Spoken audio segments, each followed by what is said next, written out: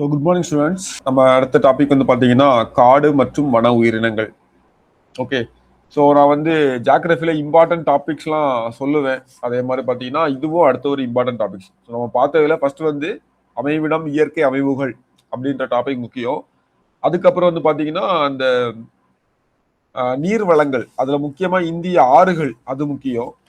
அதுக்கப்புறம் பார்த்தீங்கன்னா நமக்கு ஸ்ட்ரைட்டா இந்த டாபிக் தான். ஓகேங்களா? ஸோ காடுகள் மற்றும் வன உயிரினங்கள் இது வந்து முக்கியம். இது வந்து கொஸ்டின் கேட்பாங்க. இதுக்கு முன்னாடி உள்ளதெல்லாம் நீங்க விருப்பம் இருந்தா படிச்சுக்கலாம், ஸ்கிப் பண்ணா கூட ஸ்கிப் பண்ணிக்கலாம், எந்த பிரச்சனையும் இல்லை. ஓகே, அட்லீஸ்ட் அதுல வந்து ப்ரீவியஸ் இயர் கொஸ்டின் மட்டும்.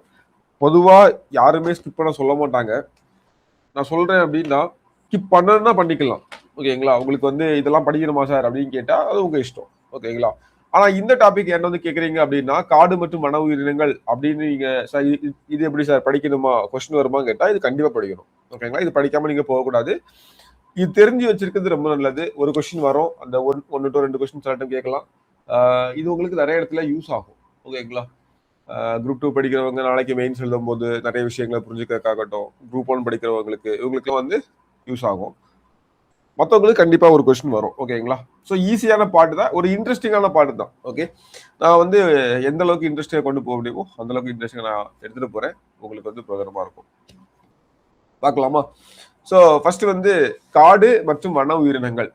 அதுக்கு முன்னால காடுகள் மற்றும் வன உயிரினங்கள் இதெல்லாம் வந்து பாதுகாக்கிறது பற்றி நமக்கு பாலிட்டியில ஒரு ஆர்டிக்கிள் பார்த்தோம். எந்த ஆர்டிக்கிள் அப்படின்றத நீங்க இப்ப சொல்லலாம். ஓகே, ஸோ யூடியூப்ல பாக்குறவங்களும் இதை வந்து கமெண்ட்ல சொல்லலாம். முக்கியமானது இல்லை, நீங்க தான் ஆன்சர் பண்ண போறீங்க, தேடி ஆன்சர் பண்ண போறீங்க. அதுவும் ஒரு முக்கியமானது, கேட்கறதுக்காக நிறைய வாய்ப்பு இருக்கு. கேட்டிருக்காங்க ஆல்ரெடி. ஸோ ஃபர்ஸ்ட் வந்து பாத்தீங்கன்னா காடுகள் அப்படின்னாலே அது வந்து ஒரு இயற்கை தாவரம். அப்படிதானே? இயற்கை தாவரம்னா மனிதனுடைய எந்த ஒரு சப்போர்ட் இல்லாம தானாக வளரக்கூடியதான் இயற்கை தாவரம் அப்படின்றது.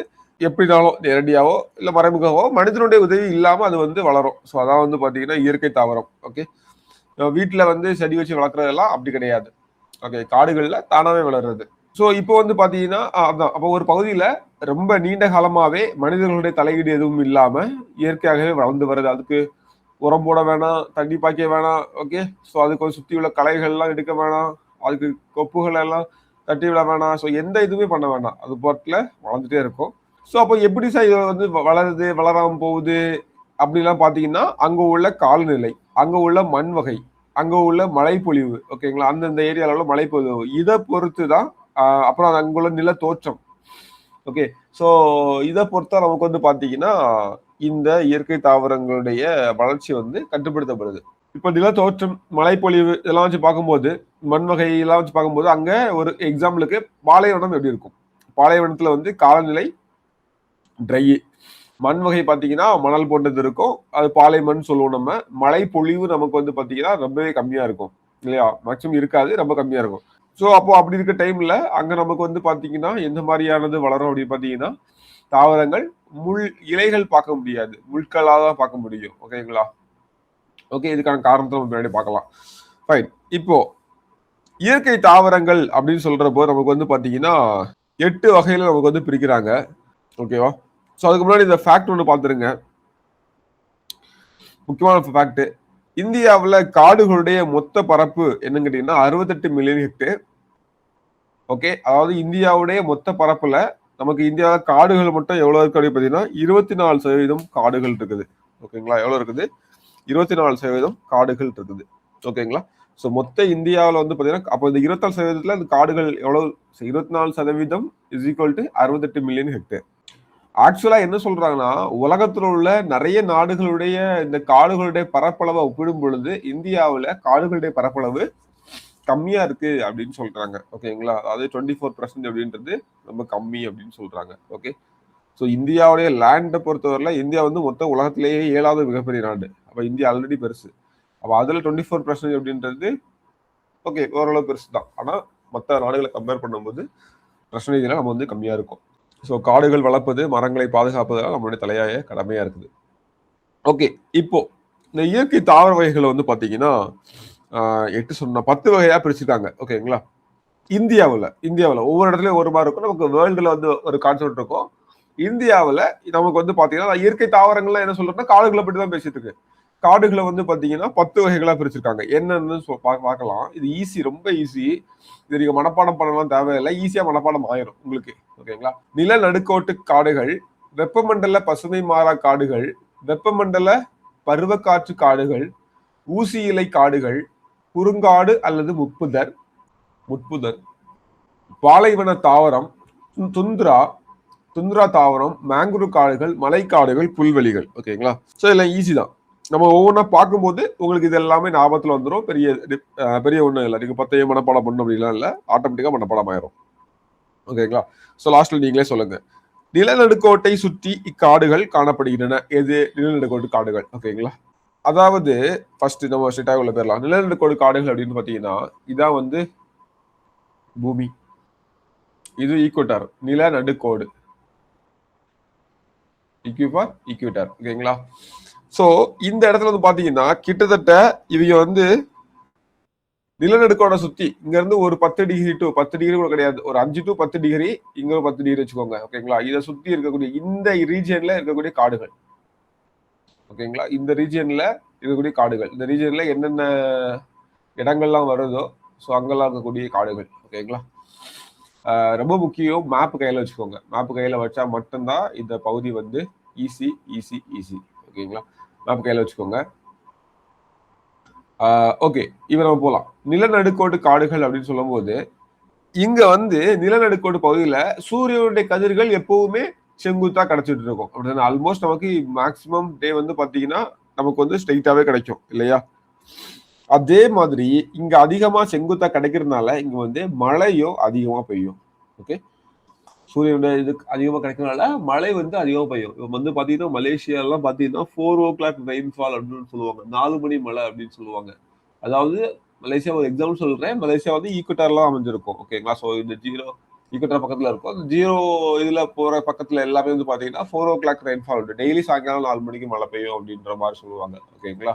ஸோ எப்பவுமே மழை இருக்கும். ஓகே, ஸோ அப்போ இந்த ரீஜியன்ல எப்பவுமே மழை இருக்கனால என்ன ஆகும்? தாவரங்கள் வந்து ரொம்ப துரிதமாகவும் அடர்த்தியாகவும் நமக்கு வந்து வளருது. எப்படி வளருது? துரிதமாகவும் அடர்த்தியாகவும் வந்து வளருது. ஓகேங்களா? இதனால எக்கச்சக்கமான தாவரங்கள் வளரும்.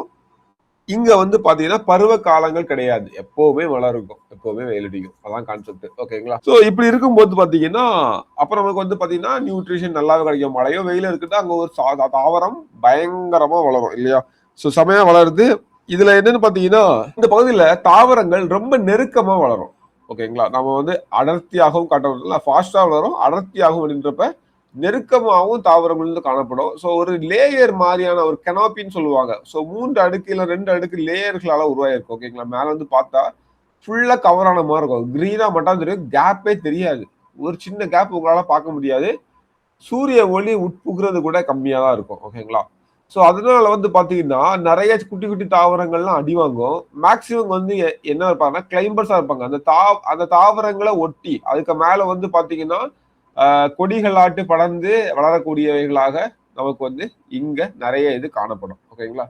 அப்ப இங்க திங்க் பண்ணுங்க, இங்க வந்து பெரிய பெரிய விலங்குகள்லாம் வாழ முடியுமான்னு கேட்டா வாழ முடியாது. குரங்குகள், ஓகேங்களா, ஊர்வன, அப்படி அப்புறம் வந்து மரம் விட்டு மரம் தாவுறது, ஓகே, கொஞ்சம் சின்ன சின்ன மங்கீஸ், ஓகே, ஸோ இந்த மாதிரியான விலங்குகள் தான் இங்க வந்து வாழும். ஓகே, ஸோ இப்படிதான் நீங்க வந்து படிக்கணும். இப்ப ஈஸியா இருக்கா? ஸோ ஏன் வந்து நிலநடுக்கோடுல வந்து அதிகமா நம்ம ஃபர்ஸ்ட் இருந்தே வரணும். நம்ம லாஸ்ட் நம்ம மான்சூன்லாம் பார்த்தோம் இல்லையா? அந்த கிளாஸ் இம்பார்ட்டன்ட் இல்லை, ஆனால் அந்த அங்கோட கான்செப்ட் வந்து முக்கியம். நிலநடுக்கோட்டில் அதிகமா நமக்கு வந்து சூரியனுடைய கதிர்கள் பெரும்பாலும் நேரடியாக படும். ஸோ இதனால அங்கே வந்து அதிகமான ஹீட்டு, அதிகமான மழை இருக்குது நமக்கு. அப்படின்னா கன்வென்ஷனல் ரெயின்ஃபால் வந்து இஷ்டத்துக்கு பெய்யும், அதிகமான மழை இருக்குது. ஸோ அதிகமான மழை பெய்யும் போது நமக்கு என்ன ஆகும்? அங்க அந்த ரீஜன்ல தாவரங்கள் நல்லாவே வளரும். கரெக்டா? அந்த ரீஜன்ல தாவரங்கள் நல்லாவே வளரும். ஸோ துரிதமாகவும் அடர்த்தியாகவும் நமக்கு வந்து தாவரங்கள் வந்து காணப்படும். ஓகேங்களா? இதான் கான்செப்ட். ஸோ அப்போ எந்தெந்த மாதிரியான மரங்கள் இருக்கும் அப்படின்றத பார்க்குது. ஓகேங்களா? இது அப்போ இந்த ஒரு பாயிண்ட் ஆச்சுன்னா இந்த காடுகள்ல தாவரங்கள் வந்து பல அடுக்குகளாக காணப்படும். மல்டி லேயர்ஸ் கூட தோட்டத்தை கொண்டு வருது. ஓகேங்களா? ஸோ இங்க வந்து பாத்தீங்கன்னா சூரிய ஒளி கூட ஊடுருவ முடியாது. அப்போ மண்ணும் ரொம்ப வளமா இருக்கும். சேம் டைம் வந்து பாத்தீங்கன்னா இந்த தாவரங்கள்ல இலைகள் எல்லாமே ரொம்ப பெருசு பெருசா இருக்கும். ஏன் பெருசா இருக்கும்னா அதிக அளவு மழை, அதிக அளவு தண்ணி. அப்போ அந்த தண்ணி வந்து வேரோட வேலை என்னது? தண்ணியை உறிஞ்சி உள்ள எடுத்துட்டே இருக்குது. அப்போ அங்க அதிகமா நமக்கு வந்து பாத்தீங்கன்னா எவாப்ரேஷன் நடக்கணும், அப்படிதானே? அதிகமா இலை வழியா எவாப்ரேஷன் நடக்கணும்னா இலைகள்லாம் பெருசு பெருசா இருந்தா அந்த இலைகளுடைய ஓட்டைகள் அதிகமாகும், ஈஸியா எவாபரேட் ஆகும், மரம் நல்லா செழிப்பா இருக்கும். ஓகேங்களா? ஸோ இந்த மாதிரி தங்களை வந்து தகவமைச்சுக்கும். ஓகேங்களா? நம்ம நிறைய சாப்பிடுறோம், தேவையில்லாம எக்ஸ்ட்ரா கலோரி எடுக்கிறோம் அப்படின்னா ஏதாவது எக்ஸசைஸ் பண்ணி உடம்ப கம்மி பண்ணிக்கணும், இல்லைன்னா கம்மியான இது எடுக்கணும், அப்படிதானே? கம்மியான கேலரிஸ் வந்து உள்ள எடுத்துக்கணும். ஆனா தாவரங்கள் அப்படி இல்லை, வேர்களோட வேலை அதுக்கு வந்து இது கிடையாது இல்லையா? நம்ம இப்படி வேரோட வேலை இதுதான், இதான் அது பண்ணிட்டே இருக்கும். ஓகேங்களா? அப்போ தாவரங்கள் வந்து பாத்தீங்கன்னா அதுக்கேற்ற மாதிரி தகவமைச்சு பெரிய இலைகளா ஃபார்ம் ஆகி தண்ணியை வெளியே விட்டுட்டே இருக்கும். ஓகே, ஸோ இதான் வந்து பாத்தீங்கன்னா நிலநடுக்கோட்டு தாவரங்கள். ஓகேங்களா? இதை வந்து பாத்தீங்கன்னா என்ன சொல்லுவாங்கன்னா பசுமை மாறா காடுகள், எவர் கிரீன் ஃபாரஸ்ட் அப்படின்னு சொல்லுவாங்க. என்னது? எவர் கிரீன், எப்பவுமே பசுமையா இருக்கும், எவர் கிரீன் ஃபாரஸ்ட். ஓகேவா? அடுத்தது அயன மண்டல பசுமை மாறா காடுகள், இல்ல வெப்பமண்டல பசுமை மாறா காடுகள். ஓகேங்களா? இது வந்து பாத்தீங்கன்னா அதை விட கொஞ்சம் கம்மி, கொஞ்சம் மேல. அதாவது இது வந்து பசுமை மாறா காடுகள் ஈக்குவட்டர் ரீஜன்ல. இப்போ இதுக்கு மேல வெப்பமண்டலம். நமக்கு வெப்பமண்டலம் அப்படின்னா என்ன? ஆக்சுவலா இன்னொரு கலர்ல நோட் பண்ணிக்கிறேன். வெப்பமண்டலம் அப்படின்றது நமக்கு வந்து இந்த 23.5 டிகிரி, அதாவது சூரியன் வந்து எங்க வர போயிட்டு வருமோ அதான் நம்ம வந்து பாத்தீங்கன்னா வெப்பமண்டலம் அப்படின்னு சொல்லுவோம். கரெக்டா? நம்ம ஆல்ரெடி பார்த்தோம், ஞாபகம் இருக்கா? இதெல்லாம் நான் புதுசா சொல்ற மாதிரி நீங்க பார்க்க கூடாது. கண்டிப்பா அது படிக்கலன்னா கிளைமேட் அண்ட் அந்த வெதர் அண்ட் கிளைமேட் எல்லாம் கிளியரா படிச்சிருங்க. நிறைய விஷயம் நம்ம அதில் பேசியிருக்கோம். ஓகே, இதுல வந்து பாத்தீங்கன்னா இந்த இதான் வந்து இந்த 23 to 23 கடகரேகை டு மகர ரேகை, tropic of Cancer to Capricorn, இதுவரைதான் சூரியன் நமக்கு வந்து போயிட்டு வரும். இந்த இடங்கள்ல நமக்கு என்ன சொல்றோம்? வெப்பமண்டல காடுகள் அப்படின்னு சொல்லி சொல்றோம். என்ன சொல்றோம்? வெப்பமண்டல காடுகள் அப்படின்னு சொல்லி சொல்றோம். ஓகேங்களா? சோ இந்த வெப்பமண்டல காடுகள் அப்படின்றப்ப வெப்பமண்டலத்திலையும் பசுமை மாறா காடுகள் அப்படின்னு சொல்றப்ப இதுக்கு க்ளோஸா தான் இருக்கும். ஓகேங்களா?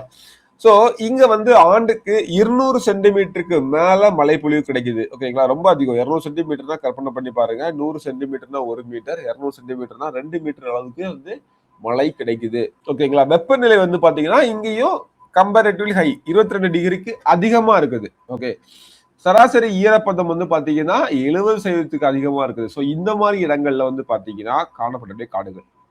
வெப்பமண்டல பகுதிகளில் சில இடங்கள்ல, மோஸ்ட் ஆஃப் த இடங்கள்ல க்ளோசர் டு இது இப்போ வந்து பாத்தீங்கன்னா எங்க சொல்லலாம்? மலை அடிவாரங்கள் சொல்லலாம். ஓகேங்களா? அந்த மாதிரியான நிறைய இடங்கள் சொல்லுது இருக்குது. ஓகே, ஸோ மலை பிரதேசங்கள்ல சொல்லலாம். இங்க வந்து பாத்தீங்கன்னா வெப்பமண்டல பசுமை மாறா காடுகள் நமக்கு வந்து காணப்படும். ஓகேங்களா? இப்போ இந்தியாவில் எடுத்துட்டீங்கன்னா கேரளா. ஏன் கேரளா? மேற்கு தொடர்ச்சி மலைக்கு அடிவாரத்தில் இருக்குது. ஓகேங்களா? அதாவது மேற்கு தொடர்ச்சி மலை அடிவாரத்தில் இருக்கிறது கான்செப்டோட மேற்கு தொடர்ச்சி மலைகள்ல தடுக்கப்பட்டு நிறைய மழை வந்து கிடைக்குது. ஓகேங்களா? அப்போ வந்து எப்பவுமே ஈரப்பதம் அதிகமா இருக்கும். நீங்க கேரளாலாம் போனா ஃபீல் பண்ணிருப்பீங்க. கர்நாடகா அதே concept, Maharashtra same concept, Assam, மேற்கு வங்கம், நாகாலாந்து, திரிபுரா, மிசோரம், மணிப்பூர், மேகாலயா, அந்தமான் நிக்கோபர்லாம் சேம் கான்செப்ட். அப்படிதானே? ஸோ அந்த பகுதிகள் வந்து பாத்தீங்கன்னா பூர்வாஞ்சல் இருக்குது. அங்க வந்து இந்த மலை மேகங்கள்லாம் போய் தடுக்கப்பட்டு அதிகமான மழை பொழிவு கிடைக்கும். ஓகேங்களா? இது வெப்பமண்டலத்துல ஈக்குவட்டார் ரீஜன்ல இல்ல. ஈக்குவட்டார் ரீஜன்ல இருந்தா மட்டும் பசுமை மர காடுகள் இல்ல. பசுமை மர காடுகள் வேற இடத்துல இருக்கும். இங்க நமக்கு வெப்பமண்டல காடுகள்லயும் பசுமை மர காடுகள் இருக்கு. ஏன்னா அந்த இடத்துல நான் அதான் ஆல்ரெடி சொன்னேன்ல, நீங்க வந்து இந்த மாதிரி கன்ஃபியூஸ் பண்ணும்போது என்ன சார் நிலநடுக்கோட்டுல மட்டும் தானே அப்படி சொன்னீங்க, இங்கேயும் இப்படி இருக்குமா குழம்புது அப்படின்னா, எங்க வேணாலும் இருக்குங்க. அதோடைய நிலத்தோட்டத்தை பொறுத்து எல்லாமே மாறும். ஃபார் எக்ஸாம்பிள், இப்ப நமக்கு வந்து ஆர்டிக்லயும் அண்டார்டிக்லயும் தான் துருவ பகுதி இருக்கணும், அப்படிதானே? ஏன்னா அங்கதான் சூரிய ஒளியே படாது. 66 டிகிரிக்கு மேல 6 மாசத்துக்கு வந்து ஒரு பக்கம் வெயிலா இருக்கும், ஒரு பக்கம் இதா இருக்கும், இருளா இருக்கும். ஓகே, நைட்டா இருக்கும். சோ அப்படி பாத்தீங்கன்னா அந்த இடத்துல மட்டும் தான் நமக்கு வந்து பனிக்கட்டியா இருக்கணும், உறைஞ்சு போய் இருக்கணும். எப்படி நமக்கு வந்து இமயமலையில உறைஞ்சு போய் இருக்குது அந்த கொஸ்டின் வருது இல்லையா? சோ அதுதான். ஏன்னா ஹை ஆல்டிடியூட். அப்ப அந்த இடத்தை பொறுத்து மாறுது. ஓகேங்களா? அங்க 66 டிகிரிக்கு மேல கண்டிப்பா உறைஞ்சுதான் இருக்கும். ஆனா மற்ற இடத்துல உறைஞ்சே இருக்கான்னு கேட்டீங்கன்னா இருக்கிறதுக்கான வாய்ப்பு இருக்குது. எக்ஸாம்பிள் இமயமலை. அதே மாதிரிதான் இதுவும். புரியுதா இந்த கான்செப்ட் என்ன சொல்ல வரேன்னு சொல்லிட்டு? சோ அப்போ உங்களுக்கு இப்போ இந்த எக்ஸாம்பிள் பார்த்தோடனே புரிஞ்சிருக்கும். அப்போ நமக்கு அயன மண்டல பசுமை மாறா காடுகள் அப்படின்றப்ப நீங்க மெயினா ஞாபகம் வச்சுக்க வேண்டியது, ஆண்டுக்கு மழைப்பொழிவு 200 சென்டிமீட்டருக்கு மேலும், வெப்பநிலை 22 டிகிரிக்கு மேலும், சராசரி ஈரப்பதம் 70% அதிகமாகவும் இருக்கணும். அப்படி இருந்தா நமக்கு வந்து பாத்தீங்கன்னா என்னது வெப்பமண்டல பசுமை மர காடுகள் அப்படின்னு சொல்லுவோம். அந்த இடத்துல வெப்பமண்டல பசுமை மர காடுகள். இங்க என்னென்ன மரங்கள்லாம் நல்லா வளரும் அப்படின்னு பாத்தீங்கன்னா ரப்பர், எபோனி, ரோஸ் மரம், தென்னை, மூங்கில், சின்கோனா, சிடார், இது எல்லாமே இங்க நல்லா வளருது. இங்க வந்து பாத்தீங்கன்னா பசுமை மர காடுகள்னாலே ஈஸியா போது போக்குவரத்து வசதிகள்லாம் பண்ண முடியாது. நிறைய காடுகள் அழிக்க வேண்டியிருக்கும். உள்ள அவ்வளவு ஈஸியா போக முடியாது. இந்த மாதிரியான மலை பிரதேசங்களா இருக்கும். இதனால நமக்கு வந்து பாத்தீங்கன்னா அதிகமா அங்க இருந்து நம்ம அதாவது அந்த மரங்கள்லாம் ஈஸியா ஏதோ ஒண்ணு பண்றதுக்காக பயன்படுத்துறதுக்கு எடுக்க முடியாது. ஓகேங்களா? ஸோ அந்த மாதிரி இது. ஸோ இதுவும் சேம் அஸ் பசுமை மர காடுகள். அங்க வந்து என்ன தாவரங்கள் என்ன தன்மையில் இருக்குமோ அதே தான் இங்க இருக்கும். விலங்குகள் என்னென்ன மாதிரியான விலங்குகள் அங்க சொன்னோம் அதே மாதிரி தான் அங்க இருக்கும். ஓகேங்களா? ஸோ இதான் வந்து பாத்தீங்கன்னா வெப்பமண்டல பசுமை மர காடுகள். அப்ப பசுமை மர காடுகள் ஃபுல்லா முடிஞ்சு 2 பசுமை மர காடுகள் பார்த்தோம். ஒண்ணு வந்து பாத்தீங்கன்னா நிலநடு கோடுல உள்ளது. இன்னொன்னு வந்து பாத்தீங்கன்னா நமக்கு வந்து எங்க வெப்பமண்டலத்தில் உள்ளது. ஓகேங்களா? ரெண்டுமே கிளியரா? ஓகே. அடுத்தது வெப்பமண்டல இலையுதிர் காடுகள். ஓகேங்களா? வெப்பமண்டல இலையுதிர் காடுகள். இப்போ உங்களுக்கு பிரச்சனை இருக்காது. ஏன்னா வெப்பமண்டலம் நமக்கு வந்து அப்படிதான் இருக்கும். அப்படிதானே? ஹீட்டா இருக்கும். அப்போ வந்து இதை என்ன சொல்லுவாங்கன்னா வெப்பமண்டல இலையுதிர் காடுகள் அல்லது இப்ப இந்த வார்த்தை சொல்லவும் உங்களுக்கு நல்லா புரியும். வெப்பமண்டல பருவக்காற்று காடுகள். இங்க இருந்து வெப்பமண்டல பருவக்காற்று காடுகள். ஏதாவது ஐடியா வருதா இந்த வார்த்தையை கேட்ட உடனே? அதாவது நமக்கு சவுத்துல உள்ள எல்லா ரிவரையும் என்ன சொல்லுவோம், அதாவது தீபகற்ப இந்தியாவில் உள்ள எல்லா ரிவருமே வந்து பாத்தீங்கன்னா வற்றும் நதிகள். அதாவது பாத்தீங்கன்னா மழை பெஞ்சாதான் தண்ணி அப்படின்ற மாதிரி. ஆனா இமயமலையில் உள்ள ஆறுகள் எல்லாமே அந்த மாதிரி கிடையாது. அவங்களுக்கு எப்பவுமே தண்ணி இருக்குது இல்லையா? அப்போ நமக்கு சவுத்துல அதாவது தீபகற்ப இந்தியாவில் உள்ள தென்னிந்தியாவில் உள்ள ஆறுகள் எல்லாமே நமக்கு வந்து வற்றக்கூடியது. மழை பெஞ்சாதான், ஓகேங்களா, மான்சூன் இருந்தாதான், பருவமழை பெய்தால்தான். அதே மாதிரிதான் இதுவும் பருவ காற்று காடுகள் அப்படின்னு சொல்றது. ஓகேங்களா? பருவம் இருந்தா நல்லா இருக்கும், இல்லைன்னா என்ன ஆகும், இலைகளை உதிர்த்துரும். ஓகே. ஃபர்ஸ்ட் வந்து பாத்தீங்கன்னா கோடை காலத்துல வறட்சின் கலைகளா காரணமாக இலைகளை உதிர்த்துடும் சொல்றாங்க இல்லையா? இந்த கான்செப்ட் ஃபர்ஸ்ட் வர உங்களுக்கு இன்னும் தெளிவா இருக்கும். ஆக்சுவலா இப்போ வந்து மரங்களுடைய இயல்பு என்னன்னு பாத்தீங்கன்னா அதிக அளவு மழை பெஞ்சிச்சுன்னா தண்ணியை வந்து அதிக அளவு உறிஞ்சி அதிக அளவு எவாபரேட் பண்ணும். அப்படிதானே? அது வந்து ஆவியாதல் மூலமா நீராவி போக்கு மூலமா வெளியே போகும். கரெக்டா? எவாபரேஷன் நடக்கும். இப்போ வந்து பாத்தீங்கன்னா தண்ணியே கம்மியா தான் கிடைக்குது. இப்போ ஆட்டோமேட்டிக்கா எவாபரேட் ஆயிடுச்சுங்களா, என்ன ஆகும்? கோடை காலத்துல செத்துரும் இல்லையா? அப்புறம் தண்ணி இருக்காது, என்ன ஆகும், ஒன்றும் பண்ண முடியாது. அதனால என்ன பண்ணுன்னா எவாபரேஷன் கம்மி பண்றதுக்காக அதோட இலைகளை அதுவே தானே விதிர்த்துரும். ஓகேங்களா? ஸோ நம்ம வந்து பாத்தீங்கன்னா மைண்ட் கண்ட்ரோல், நமக்கு வந்து சாப்பாடு இல்லை, இன்னைக்கு டீயும் பிஸ்கட்டும் தான், ஸோ நம்ம வந்து கண்ட்ரோல் பண்ணிக்கலாம் அப்படின்ற ஒரு இதுல இருப்போம். ஓகே. மரங்கள் அப்படி கிடையாது. ஆட்டோமேட்டிக்கா வேறனா தண்ணியை உரியும். ஓகே, உறிஞ்சிருச்சு. இப்போ வேற அதிக அளவு கிடைக்கல, உரிய முடியல. அப்போ ஆட்டோமேட்டிக்கா என்ன ஆகுது, அதோட இலைகள் எல்லாமே உதிர்ந்து போயிருது. ஓகே, பழுத்து உதிர்ந்து போயிடும். அப்போ நமக்கு இலைகள் கம்மியா இருந்தா என்ன ஆகும், எவாபரேஷன் கம்மியா நடக்கும். ஸோ அந்த மரம் வந்து ஸ்ட்ராங்கா நின்னுக்கும். ஓகேங்களா? ஸோ இதான் நமக்கு வந்து கான்செப்ட். ஓகே. ஸோ இப்போ இந்த வெப்பமண்டலத்துல நமக்கு 200 சென்டிமீட்டருக்கு அதிகமாட்டு மழை கிடைக்கக்கூடிய இடங்கள்லாம் பசுமை மர காடுகள் இருக்கும். அதே மாதிரி 100 சென்டிமீட்டர்ல இருந்து 200 சென்டிமீட்டர் வரை, அதாவது 200 சென்டிமீட்டர் கீழே மேல போயிட்டா என்னாவோ பசுமை மர காடுகள். ஆனா 100 சென்டிமீட்டர் கீழே கிடையாது, அது வந்து பாலையாயிரும், அதுவும் கிடையாது. அப்ப 100 to 200 இந்த கேப்ல நமக்கு இருக்கு வந்து பாத்தீங்கன்னா என்னது, வெப்பமண்டல இலையுதிர் காடுகள். ஓகே. இங்க சராசரி வெப்பநிலை வந்து 27 டிகிரி, இன்னும் வந்து ஹீட் ஆகுது பாருங்க. அங்க 22, இங்க 27 டிகிரி இருக்கும். ஈரப்பதம் வந்து 60 to 70% இருக்கும். ஓகேங்களா? இந்த இடத்துக்குள்ள வந்து பாத்தீங்கன்னா அதாவது இலையுதிர் காடுகள் இருக்கும் அல்லது பருவக்காற்று காடுகள் சொல்லுவோம். ஸோ இந்த பாயிண்ட் பார்த்தோம். கோடை காலத்தில் வறட்சியின் காரணமாக இலைகளை உதிர்த்துவிடும். ஓகேவா? இப்போ இந்த ஃபேக்ட் எல்லாமே உங்களுடைய மைண்ட்ல நிக்குதா, ஈஸியா நிக்குதா? அவ்வளவுதான். புரிஞ்சு படிச்சிட்டீங்கன்னா உங்களுக்கு வந்து ஈஸியா மைண்ட்ல நிற்கும். இல்லைன்னா வந்து மொட்டை மனப்பாடம் பண்ணுவோம். இலையுதிர் காடுகள் 100ல இருந்து 200, இலையுதிர் காடுகள் 100ல இருந்து 200, 27% இதுல இருக்கும், 60 முதல் 70 அந்த இதெல்லாம் வேணாம். ஓகேங்களா? ஸோ இப்போ நம்ம வந்து பாத்தீங்கன்னா அந்த ஏன் இப்ப ஈஸியான கம்பாரிசன் இருக்குல்ல உங்களுக்கு, ஈக்குவட்டரியல் ரீஜன்ல ஏன் இப்படி இருக்குது, இங்க ஏன் இப்படி இருக்குன்னு சொல்லிட்டு இருக்கோம் இல்லையா? ஸோ அவ்வளவுதான். ஓகேவா? அடுத்தது எங்கெல்லாம் பார்க்கலாம் அப்படின்னு பார்த்தீங்கன்னா இமயமலையோட அடிவாரங்கள் நிறைய இடத்துல பார்க்கலாம். மேற்கு தொடர்ச்சி மலையின் கிழக்கு சரிவுகள். ஓகேங்களா? இது வந்து பாத்தீங்கன்னா இந்தியா. ஓகே. இது வந்து மேற்கு தொடர்ச்சி மலையுடைய மேற்கு சரிவு, இது வந்து கிழக்கு சரிவு. கரெக்டா? அப்ப இந்த இடங்கள்ல இங்க வந்து மலை மறைவு பிரதேசம், நமக்கு வந்து மழை கம்மியா கிடைக்கும். மழை அதிகமா கிடைக்கக்கூடிய மேற்கு தொடர்ச்சி மலையுடைய மேற்கு பகுதிகள் நமக்கு வந்து எங்க வந்துடும், எந்த லிஸ்ட்ல வந்துடும், பசுமை மர காடுகள் வந்துடும். வெப்பமண்டல பசுமை மர காடுகள் வந்துடும். இது வந்து பாத்தீங்கன்னா கிழக்கு சரிவுகள். ஓகேங்களா? இங்கெல்லாம் வந்து பாத்தீங்கன்னா தமிழ்நாடு எல்லாமே இந்த லிஸ்ட்ல வரும். ஸோ இங்க வந்து நமக்கு என்ன வரும், வெப்பமண்டல இலையுதிர் காடுகள் நமக்கு வரும். புரிஞ்சுதான் இந்த கான்செப்ட்? ரொம்ப சிம்பிள், ஈஸியா இருக்கா? ஸோ இங்க வந்து பாத்தீங்கன்னா கோடைக்காலம் ரொம்ப கோடையா இருக்கும், குளிர்காலம் வந்து பாத்தீங்கன்னா ரொம்ப குளிர்ச்சியா இருக்கும். ஓகேங்களா, ரொம்ப குளிரா இருக்கும். இங்க வந்து பாத்தீங்கன்னா வெப்பமண்டலத்துல இலையுதிர் காடுகள், அதாவது பருவக்காட்டு காடுகள்னு சொல்லும்போது பருவமழை நமக்கு வந்து எப்பவுமே இருக்காது இல்லையா? ஒரு 2 மாசம் தான் மழை பெய்யும் இல்லையா? இல்ல வந்து ஒரு 2 மாசம் அப்புறம் லேட்டரா ஒரு 2 மாசம் மழை பெய்யும். அதிகபட்சமா அவ்வளவுதான் நம்ம வந்து மழை பார்க்க முடியும் இல்லையா? ஸோ அதனாலதான் வந்து பாத்தீங்கன்னா இதை வந்து கால காடுகள் இல்லைன்னா பருவ காற்று காடுகள் அப்படின்னு நம்ம சொல்றோம். புரிஞ்சு இல்லையா? ஈஸி தானே. என்னென்ன மரங்கள்லாம் அங்க காணப்படுது அப்படின்னு பாத்தீங்கன்னா தேக்கு காணப்படுது. ஓகேங்களா, சால், தேக்கு, சால் இந்த ரெண்டும் முக்கியமானதுங்க. ஓகே, இது போக வந்து பாத்தீங்கன்னா சந்தன மரம், ரோஸ் மரம், குசம், மாகு, பாலாங், ஆம்லா, மூங்கில், சிகாம், படாக், சும்மா ஒரு ரீட் விட்டுக்கோங்க. ஓகேங்களா, ஞாபகம் கண்டிப்பா இருந்தா கேட்டா போட்டுக்கோங்க, பெருசா கேட்கறது இல்லை. இதெல்லாம் நமக்கு வந்து செழிப்பா அங்க வளருது. ஓகேங்களா, அதே மாதிரி இங்க இன்னொரு விஷயம் பாருங்க, வாசனை திரவியங்கள், வார்னிஷ், சந்தன எண்ணெய் இது எல்லாமே இங்க நமக்கு வந்து பெறப்படுது. ஓகேங்களா, சந்தன மரம் இருக்குது, சந்தன எண்ணெய் வந்துடும், வாசனை திரவியங்கள் நமக்கு எடுக்கிறாங்க, வார்னிஷ் கூட இங்க இருந்து எடுக்கிறாங்க. ஓகே, ஸோ இந்த மரங்கள் எல்லாமே பொருளாதார முக்கியத்துவம் வாய்ந்த மரங்களாக நமக்கு இருக்குது. ஓகே, நம்ம மேக்சிமம் வந்து பசுமை மர காடுகளில் உள்ளதை யூஸ் பண்ண முடியல, ஆனா இதை வந்து ஈஸியா நம்ம வந்து வர்த்தகத்துக்காக வணிகத்துக்காக யூஸ் பண்ணிக்கலாம். ஸோ அடுத்து பாத்தீங்கன்னா அயன மண்டல வறண்ட காடுகள். என்ன காடுகள்? அயன மண்டல வறண்ட காடுகள். ஸோ ஆண்டுக்கு மழை பொழிவு 50 சென்டிமீட்டர்ல இருந்து 100 சென்டிமீட்டர் வரை உள்ளதுதான் அயனமண்டல. அயனமண்டலன்றது வெப்பமண்டல. ஓகேங்களா, வெப்பமண்டலத்திலே வந்து பாத்தீங்கன்னா வறண்ட காடுகள் வெப்பமண்டலத்திலே நமக்கு அடுத்து பாக்குறோம்.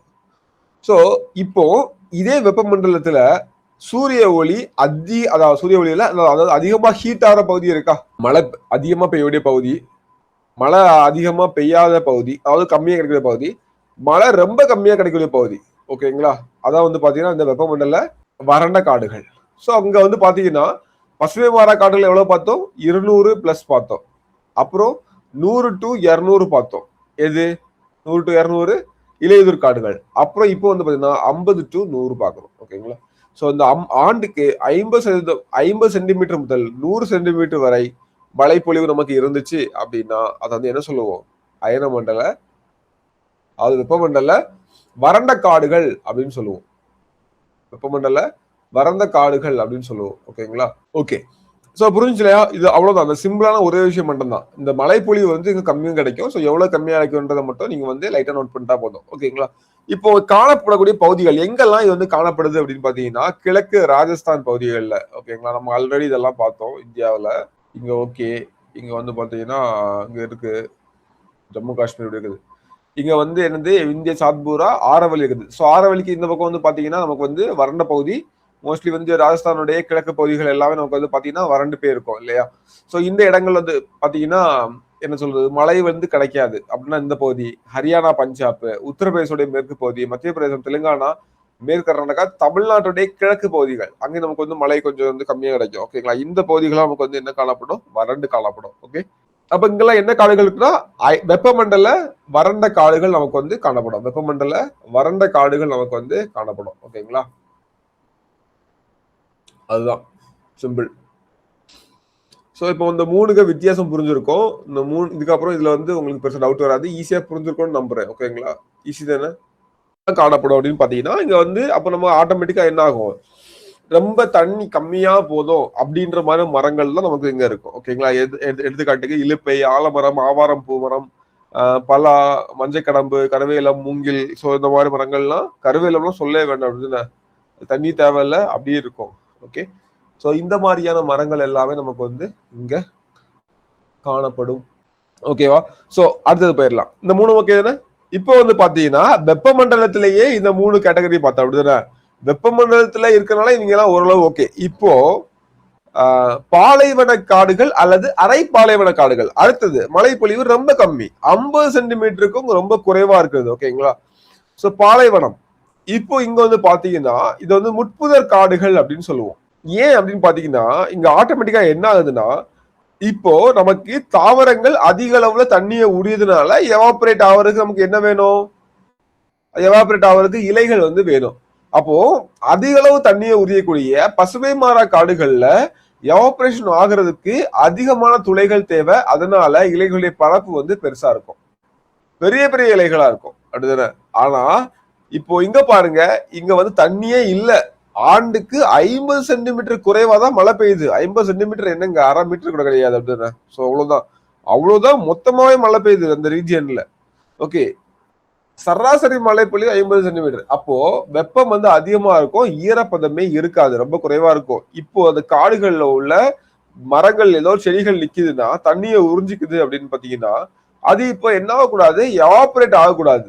கரெக்டா, எவாபரேட் ஆகக்கூடாது. அப்போ என்ன ஆகும்னா இலைகளை உதிர்த்துரும். அது மட்டும் இல்லாம அதோடைய இலைகள் வந்து முட்களாவே மாறி இருக்கும்.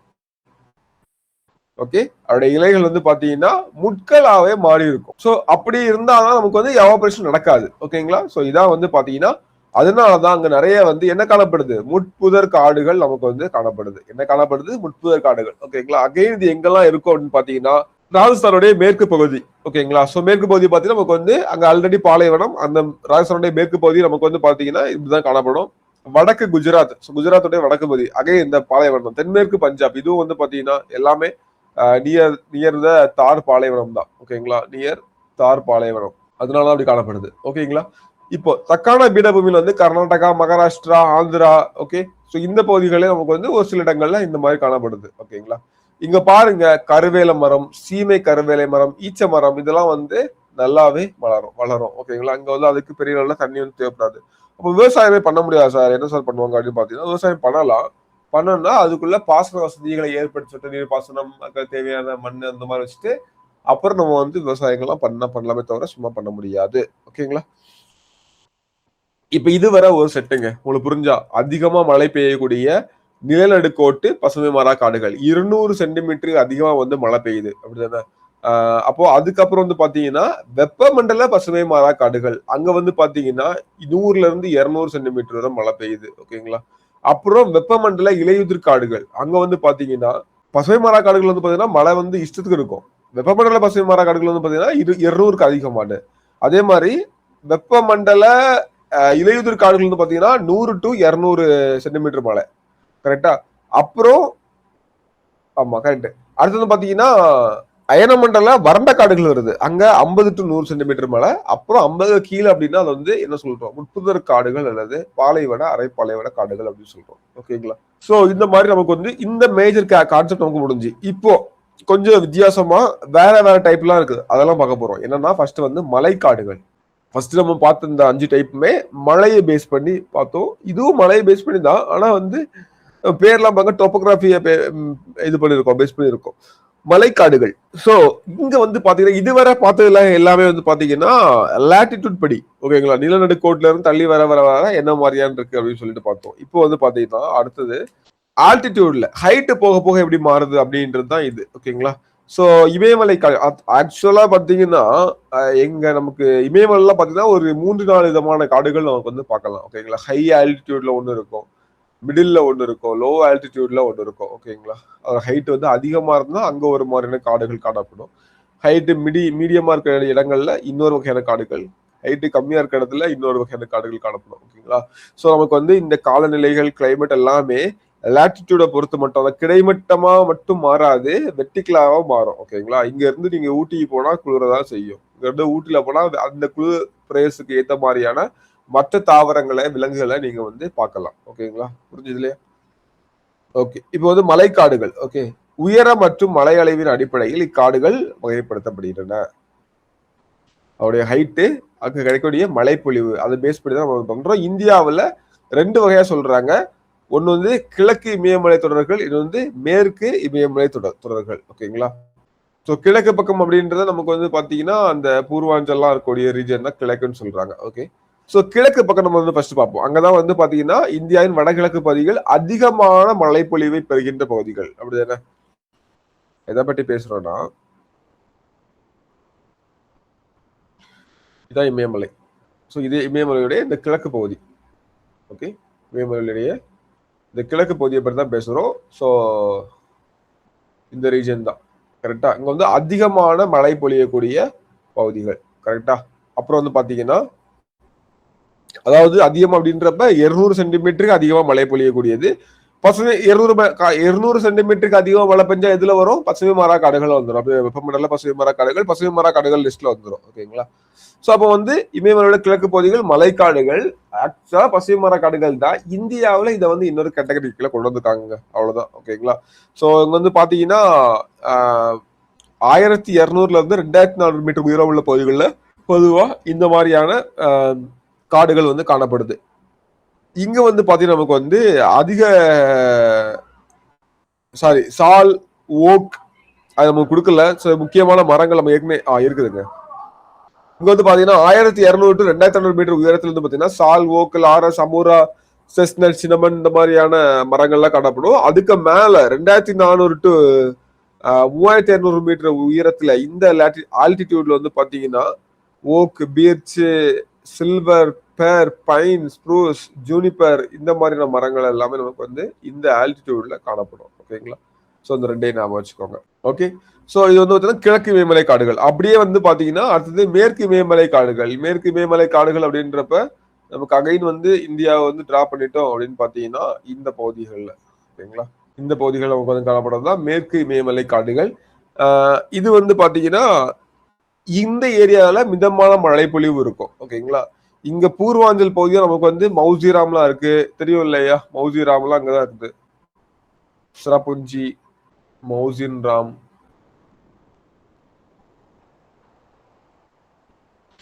ஓகே. ஸோ இதெல்லாம் வந்து இங்கதான் இருக்குது. ஏன்னா அங்க இருந்து அதிகமா எல்லா காத்துமே போய் லாஸ்ட்ல, அதாவது இங்க இருந்து இமயமலை மேற்குத்தொடர்ச்சி மலை தடுக்கப்பட்ட காத்து இங்க போயிட்டு ஆரவெளியில ஷிஃப்ட் ஆகி எல்லாம் அங்க போய் இந்த இமயமலையில தடுக்கப்பட்டு இந்த இடத்துல வந்து குவியும். ஓகேங்களா? ஸோ அதனாலதான் அங்க வந்து அவ்வளவு காற்று. ஓகே, சரி, அவ்வளவு மலை மேகங்கள்லாம் காற்றை எடுத்துட்டு போகும். ஸோ அங்க நல்லாவே மழை கிடைக்கும். ஓகேங்களா? ஸோ இப்ப இமயமலையோட மேற்கு பகுதிகள் வரும். இங்க வந்து ஓரளவு கம்மியா இருக்கும். ஓகேங்களா? மிதமான மழை பொழிவு இருக்கும். ஓகே, இதை ரெண்டா பிரிச்சுக்கலாம். அந்த மேற்கு இமயமலை காடுகள், இந்த மேற்கு இமயமலை காடுகள் டைப். ஓகேங்களா? மேற்கு இமயமலை காடுகள் டைப் அங்கு காணப்படுகிறது. இமயமலை தொடரிலே இருக்கும், தீபகற்ப பீடபூமியில இருக்கும். ஓகேங்களா? தீபகற்ப பீடபூமியில மலைகள் காணப்படவில்லையே, அங்கேயும் நமக்கு வந்து இந்த மேற்கு இமயமலை மலைத்தொடரில் இருக்கக்கூடிய காடுகள் மாதிரிதான் இங்கே இருக்கும் அப்படின்னு சொல்றாங்க. ஓகேங்களா? இங்க வந்து என்ன இருக்குன்னா மிதமான மழைப்பொழிவு உள்ளது. இங்க காஷ்மீர், இமாச்சல் பிரதேசம், உத்தரகாண்ட் போன்ற மாநிலங்கள் எல்லாமே காணப்படுது. ஓகேங்களா? ஓகே, ஜம்மு காஷ்மீர், இமாச்சல் பிரதேசம், உத்தராகண்ட் போன்ற மாநிலங்கள்ல இப்போ இங்க தீபகற்ப இந்தியாவில் பாத்தீங்கன்னா எங்கெல்லாம் காணப்படும்? மேற்குத்தொடர்ச்சி மலைகள், விந்திய மலைப்பகுதி, நீலகிரி மலைப்பகுதி ஆல்சோ மேற்குத்தொடர்ச்சி மலைகள் தான். நீலகிரியில் உள்ள வெப்பமண்டல காடுகளை என்ன சொல்லுவாங்கன்னா ஷோலாஷ் அப்படின்னு சொல்லுவாங்க. இங்க என்ன சொல்லுவாங்க? ஷோலாஷ் அப்படின்னு சொல்லுவாங்க. ஓகேங்களா? அப்புறம் சாத்பூரா, பைக்காலா மலைத்தொடர்கள்லயும் தீபகற்ப இந்தியாவில் உள்ள மலைத்தொடர்கள் எல்லாமே வந்து பாத்தீங்கன்னா இந்த மேற்கு இமயமலை அந்த டைப் ஆஃப் காடுகள் தான் நமக்கு வந்து காணப்படுது. ஓகேங்களா? ஸோ இதுதான் கான்செப்ட். அப்ப காடுகள், மலைக்காடுகள் முடிஞ்சா கிழக்கு இமயமலை மலைத்தொடர்கள், மேற்கு இமயமலை, கிழக்கு மலைத்தொடர்னா வந்து பசுமை மாறா காடுகள். இது வந்து பாத்தீங்கன்னா இலையுதிர் காடுகள் கூட வராது, கொஞ்சம் கம்பேரிட்டிவ்லி கம்மியா இருக்கும். ஓகேங்களா? அங்கேயும் நல்லா செழுமையா இருக்கும். அடுத்தது மலைக்காடுகள் அப்புறம் பாத்தீங்கன்னா அல்பைன். இதுவும் வந்து பாத்தீங்கன்னா லாட்டிடியூட் பொறுத்துதான். இங்க பாருங்க, இமயமலையில நல்லது சொன்னேன், இமயமலையில 2400 மீட்டருக்கு மேல் உயரமான பகுதிகள்ல வேற எங்கேயுமே 2400 மீட்டர் இருக்காது இல்லையா? இருக்கா பாத்தீங்கன்னா ஓகே, அதோட முடிஞ்சிடும். ஆக்சுவலா இமயமலையில பாத்தீங்கன்னா இன்னொரு டிஃப்ரெண்டானது கிளைம் ஆகும். அப்போ இமயமலையில 2400 மீட்டருக்கு மேல நமக்கு வந்து இருக்கக்கூடிய இடங்கள் நமக்கு வந்து என்ன காணப்படுது? இந்த அதாவது இந்த அல்பைன் காடுகள் நமக்கு வந்து காணப்படுது. ஓகேங்களா? சோ இது ஒரு முக்கியமானது. ஓகே, இதுல வந்து பாத்தீங்கன்னா சுமார் 2400 மீட்டருக்கு மேல உள்ள காடு. இந்த காடுகள் வந்து பாத்தீங்கன்னா எப்படி இருக்குன்னா ஊசி இலை மரங்களை கொண்டுள்ளன. ஓகே, ஏன் ஊசி இலை மரங்கள் அப்படின்னு பாத்தீங்கன்னா கிறிஸ்மஸ் ட்ரீலாம் இருக்கும் பாத்தீங்களா, அந்த மாதிரி இருக்கும். சோ ஏன் பாத்தீங்கன்னா அதுல வந்து பனி வந்து தங்கி இருக்காது. இப்போ ஒரு இலை வந்து இலை நமக்கு பார்க்கக்கூடிய பசுமை மாறா காடுகள்ல உள்ள இலை போல நமக்கு வந்து இருந்துச்சு அப்படின்னு பாத்தீங்கன்னா இதுல வந்து பனி வந்து தங்கி இருக்கும். ஆனா இதுல வந்து பனி தங்கி இருக்காது. இந்த இலைகள் ஊசியாகும் போது அதில் விழுந்த பனி அப்படியே கீழே சறுக்கிட்டு வந்து விழுந்துரும். ஓகேங்களா? ஸோ முக்கியமானது இங்க என்னென்ன மரங்கள்லாம் பார்த்தீங்கன்னா ஓக் வளரும், சில்வர் வளரும், பீர் மற்றும் ஜூனிபர் வளரும். பீர் மற்றும் ஜூனிபர் இதெல்லாம் வந்து இங்க வளரக்கூடிய முக்கியமானவைகள். ஓகேங்களா? நமக்கு இதை எங்க பார்க்கலாம்னா கிழக்கு இமயமலை பகுதிகளில் வந்து அதிகமா வந்து பார்க்கலாம். எங்க பார்க்கலாம்?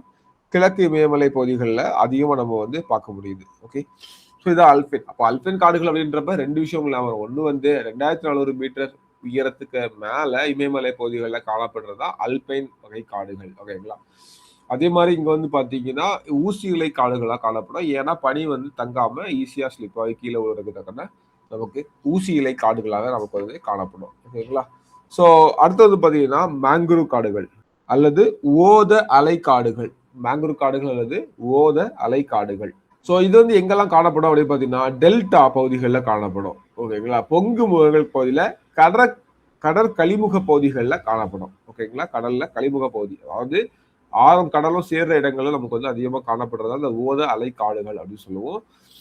அதாவது மேங்க்ரூவ் வகை காடுகள் அப்படின்னு சொல்லுவாங்க. ஓகேங்களா? ரொம்ப ரொம்ப முக்கியமானது மேங்க்ரூவ் காடுகள் வந்து மேங்க்ரூவ் காடுகளின் நன்மைகளே நமக்கு வந்து அவ்வளவு விஷயங்கள் இருக்குது. ஓகே, ஸோ இது வந்து பாத்தீங்கன்னா அதிகமா இந்த அலையோடைய தாக்கத்துக்கு உள்ளாகும். அதாவது கொல்கத்தா ரீஜியன்ல நமக்கு வந்து சுந்தர்பன்ஸ் இருக்குது, நமக்கு இந்த பிச்சாவரம் இருக்குது, இந்த மாதிரி இதெல்லாம் ஃபேமஸான மேங்கூர்ஸ் எல்லாம் இருக்குது. இப்போ கொல்கத்தாவிலே வந்து பாத்தீங்கன்னா சுனாமி டைம்ல பெரிய பாதிப்பு இல்லாம போனது காரணம் இந்த மேங்கூர் காடுகள் சொல்றாங்க. ஓகேங்களா? ஸோ இங்க வந்து பாத்தீங்கன்னா சதுப்பு, இதை வந்து என்ன சொல்றாங்க, சதுப்பு நில காடுகள் அல்லது டெல்டா காடுகள் அப்படின்னு சொல்றாங்க. ஓகேங்களா? ஸோ எந்த இடத்துல காணப்படுதுன்றது கான்செப்ட் புரிஞ்சு இல்லையா? அதான் நமக்கு முக்கியம். ஸோ அப்ப நமக்கு இங்க மேல பாத்தீங்கன்னா, அதாவது இமயமலையிலிருந்து உருவாகக்கூடிய ஆறுகளான கங்கை, பிரம்மபுத்திரா இவைகள் எல்லாம் உருவாகக்கூடிய டெல்டா பகுதியிலே அதிகமா காணப்படுது. அந்த பகுதியில தான் சுந்தர்பன்ஸ் இருக்குது. அங்கதான் உலகினுடைய மிகப்பெரிய சதுப்பு காடுகள் அல்லது மேங்க்ரூவ் நமக்கு வந்து காணப்படுது. ஓகேங்களா? அதே மாதிரி கீழே வந்தீங்கன்னா தீபகற்ப இந்தியாவில பாத்தீங்கன்னா மகாநதி, கோதாவரி, கிருஷ்ணா, ஓகே, டெல்டா பகுதிகளில் இவங்கெல்லாம் உருவாக்கக்கூடிய டெல்டா பகுதிகளில் காணப்படும். ஓகேங்களா? இவங்க ஆறுல போய் கலக்கிற இடத்துக்கு முன்னால ஒரு டெல்டா உருவாக்கம் இல்லையா, அந்த பகுதிகள் நமக்கு வந்து காணப்படுது. இந்த ஆறுகள்லாம் ஆல்ரெடி பார்த்தோம். பார்க்காதவங்க தெளிவா நம்ம லாஸ்ட் வீடியோவை பார்த்துக்கோங்க. ஓகேங்களா? ஸோ இங்க வந்து பாத்தீங்கன்னா ஆமா, இதெல்லாம் வந்து நம்ம என்ன சொல்றோம்னா மேங்க்ரூவ்ஸ் அப்படின்னு சொல்றோம். ஆக்சுவலா வந்து பாத்தீங்கன்னா மேற்கு வங்காளத்துல சுந்தரி டீ அதிகமா வந்து காணப்படுது. எனவே அந்த இடத்த வந்து சுந்தர் பன்ஸ் அப்படின்னு சொல்லுவோம். சுந்தர வனம் அப்படின்னு சொல்லுவாங்க தமிழ்ல. ஓகேங்களா? மேற்கு வங்கத்துல சுந்தர வனம் அப்படின்னு சொல்லுவாங்க. ஏன்னா அங்க உள்ள அந்த மரத்துடைய பேர்ல வந்தது. அதுவும் வந்து பாத்தீங்கன்னா மேங்க்ரூவ் சொல்லலாம், டெல்டா காடுகள் சொல்லலாம், சதுப்புநில காடுகள் சொல்லலாம், ஓதலை காடுகள் சொல்லலாம், எப்படினாலும் சொல்லலாம். ஓகேங்களா? அதுக்கு சிம்பிளா ஈஸியா வைக்கிறதுக்கு மேங்க்ரூவ் காடுகள் அப்படின்னு வச்சுக்கோங்க. ஓகேங்களா? இங்குள்ள மரங்கள் வந்து ரொம்ப கடினமா இருக்கும், ரொம்ப வலுவா இருக்கும், நீண்ட நாட்களுக்கு பயனுள்ளதா இருக்கும். ஓகேங்களா? போட்டு கட்டுறதுக்கு மற்ற விஷயத்துக்காக இதை வந்து பயன்படுத்துறாங்க. விலை மதிப்பு மிக்க எரிபொருளாகவும் பயன்படுது. இதான் வந்து பாத்தீங்கன்னா மேங்க்ரூவ் காடுகள் அல்லது ஓத அலை காடுகள் அப்படின்றது. ஓகேவா? ஸோ அடுத்தது பாத்தீங்கன்னா இன்னும் 2 கடற்கரையோர காடுகள். கடற்கரையோர காடுகள்லாம் வேற ஒண்ணும் இல்லை, கடற்கரை பக்கமா கூடிய காடுகள். ஓகேங்களா? அங்க வந்து பாத்தீங்கன்னா என்னென்ன மரங்கள்லாம் பார்த்துருக்கீங்க கடற்கரை ஓரங்கள்ல? சவுக்கு மரம் பார்த்துருக்கீங்களா? ஓகே, ஸோ நீண்ட நீண்டமான கம்புகளா வளர்ந்துருக்கும். அது வந்து ஒரு மாதிரி ஒரு மெல்லிய இலைகள் போன்ற ஒரு இலைகள் வரும். மெல்லிய இலைகள் போன்ற இலைகள் இருக்கும், பார்த்துருப்பீங்க. சவுக்கு மரம், தென்னை, பனை இதெல்லாமே நமக்கு வந்து அதிகமாக காணப்படும். ஸோ இப்போ கிழக்கு கடற்கரை ஓரம்னா எங்க பாருங்க, கிழக்கு மற்றும் மேற்கு கடற்கரை பகுதிகளில் இந்த வகையான காடுகள் நமக்கு வந்து காணப்படும். ஓகேங்களா? அந்த ரீஜன்ல சுற்றி வரக்கூடிய இந்த ரீஜன் நமக்கு வந்து பார்த்தீங்கன்னா அந்த காடுகள் நமக்கு வந்து காணப்படும் சொல்றாங்க. கேரளா, கோவா இந்த பகுதியெல்லாம் முக்கிய பெயர் பெற்றவை, மற்ற பகுதிகளிலும் காணப்படும். அவ்வளவுதான். அதே மாதிரி லாஸ்டா வந்து பாத்தீங்கன்னா துந்துரா. ஸோ துந்துரா அப்படின்றது பாத்தீங்கன்னா இது வந்து துந்துரா அப்படின்றது மரங்கள் இல்லாத பகுதி தான் துந்துரா. ஓகேங்களா? ஆனா இது வந்து பாத்தீங்கன்னா மிக குளிரான இடம். மரங்கள் இல்லாத பகுதி நமக்கு வந்து பாலைவனம். ஓகே, ஆனா இங்க வந்து பாத்தீங்கன்னா ரொம்ப குளிரான ஹைட் ஆல்டிடியூட்ல ரொம்ப ஹைட்ல இருக்கிறதா பாத்தீங்கன்னா துந்துரா.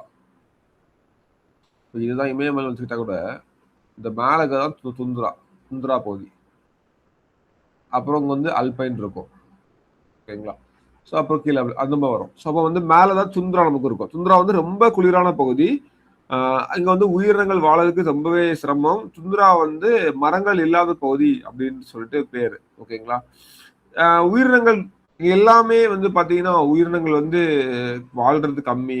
வாழ்ந்தா அதோடைய தகவமைப்புலாம் ரொம்ப வித்தியாசமா இருக்கும். அந்த பத்தி அங்க வந்து மரமே கிடையாது. துந்துரா அப்படின்றது ஒரு சமவெளி பகுதி மாதிரி தான் இருக்கும். ஓகே, இங்க வந்து கடுமையான குளிர் காணப்படும். வெப்பநிலை வந்து ரொம்ப கம்மியா இருக்கும். அதனால ஏதாவது ஏதாவது இறந்து போன விலங்குகள் கூட சீக்கிரமா, கெட்டு போன பொருட்கள் எதுவோ சீக்கிரமா அழுகிறதே இல்லை. ஓகேங்களா? ஒரு ஃப்ரீசர்ல வைக்கப்பட்டது போலதான் இங்க வந்து காணப்படும். ஓகேங்களா? அதனால என்ன ஆகும்னா, அங்க ஒரு இறந்து போன பொருள்கள் மண்ல மக்கி, அந்த மண்ல வந்து சத்துக்கள்லாம் சேர்றது கிடையாது. ஓகேங்களா? ஸோ அதனால வந்து பார்த்தீங்கன்னா, ஃபுல்லாவே இப்படிதான் இருக்கும். இங்க இமயமலை பார்த்தோம். அதே மாரி நமக்கு எங்க இருக்கும்? ஆர்க்டிக், அண்டார்டிக் பகுதிகள்லயும் நமக்கு இப்படிதான் காணப்படும். ஓகே. ஆர்க்டிக் பகுதிகள் நமக்கு வந்து இப்படிதான் காணப்படும். இதான் பார்த்தீங்கன்னா துந்திரா அப்படின்றது. ஓகேங்களா? புரிஞ்சுச்சா? ஸோ இதுதான் ஃபுல்லாவே. நமக்கு இதுல இன்னும் ஒரு இது பார்த்தோம். நமக்கு லாஸ்ட்டா ஆக்சுவலா வந்து பார்த்தீங்கன்னா, துந்திரா கூட நமக்கு இல்ல. இந்தியாவுல வந்து புல்வெளிகள் அப்படின்னு ஒரு விஷயத்த பார்த்தோம். அப்படித்தானே? புல்வெளிகள் அப்படின்ற ஒரு விஷயத்த பார்த்தோம். அதை மட்டும் பார்த்துருவோம். புல்வெளிகள் வந்து பார்த்தீங்கன்னா, புவியினுடைய பரப்புல 4ல 1 பங்கு இருக்கும். புல்வெளிகள் புவியின் பரப்புல 4ல 1 பங்கு நமக்கு புல்வெளி இருக்கு அப்படின்னு சொல்றாங்க. இந்த புல்வெளிகள் வந்து பாத்தீங்கன்னா வருடத்திற்கு 20 சென்டிமீட்டர்ல இருந்து 65 சென்டிமீட்டர் வரை மழை பொழிவு. உங்களுக்கு இப்ப பாருங்க ஈஸியா ஒரு டைம் லைன் சொல்றேன். இதான் வந்து 0 டிகிரி, இது 90 டிகிரி வச்சுக்கோங்க. ஓகேங்களா? இப்ப இங்க நம்ம போகும்போது 0 டு ஒரு குறிப்பிட்ட வந்து பாத்தீங்கன்னா ஈக்குவேட்டர்ல உள்ள எவர்கிரீன் ஃபாரஸ்ட். ஓகேங்களா? அப்புறம் வந்து கொஞ்சம் தூரத்துக்கு பாத்தீங்கன்னா வெப்பமண்டல டிராபிக்கல். ஓகேங்களா? வெப்பமண்டல பசுமை மாறா காடுகள்.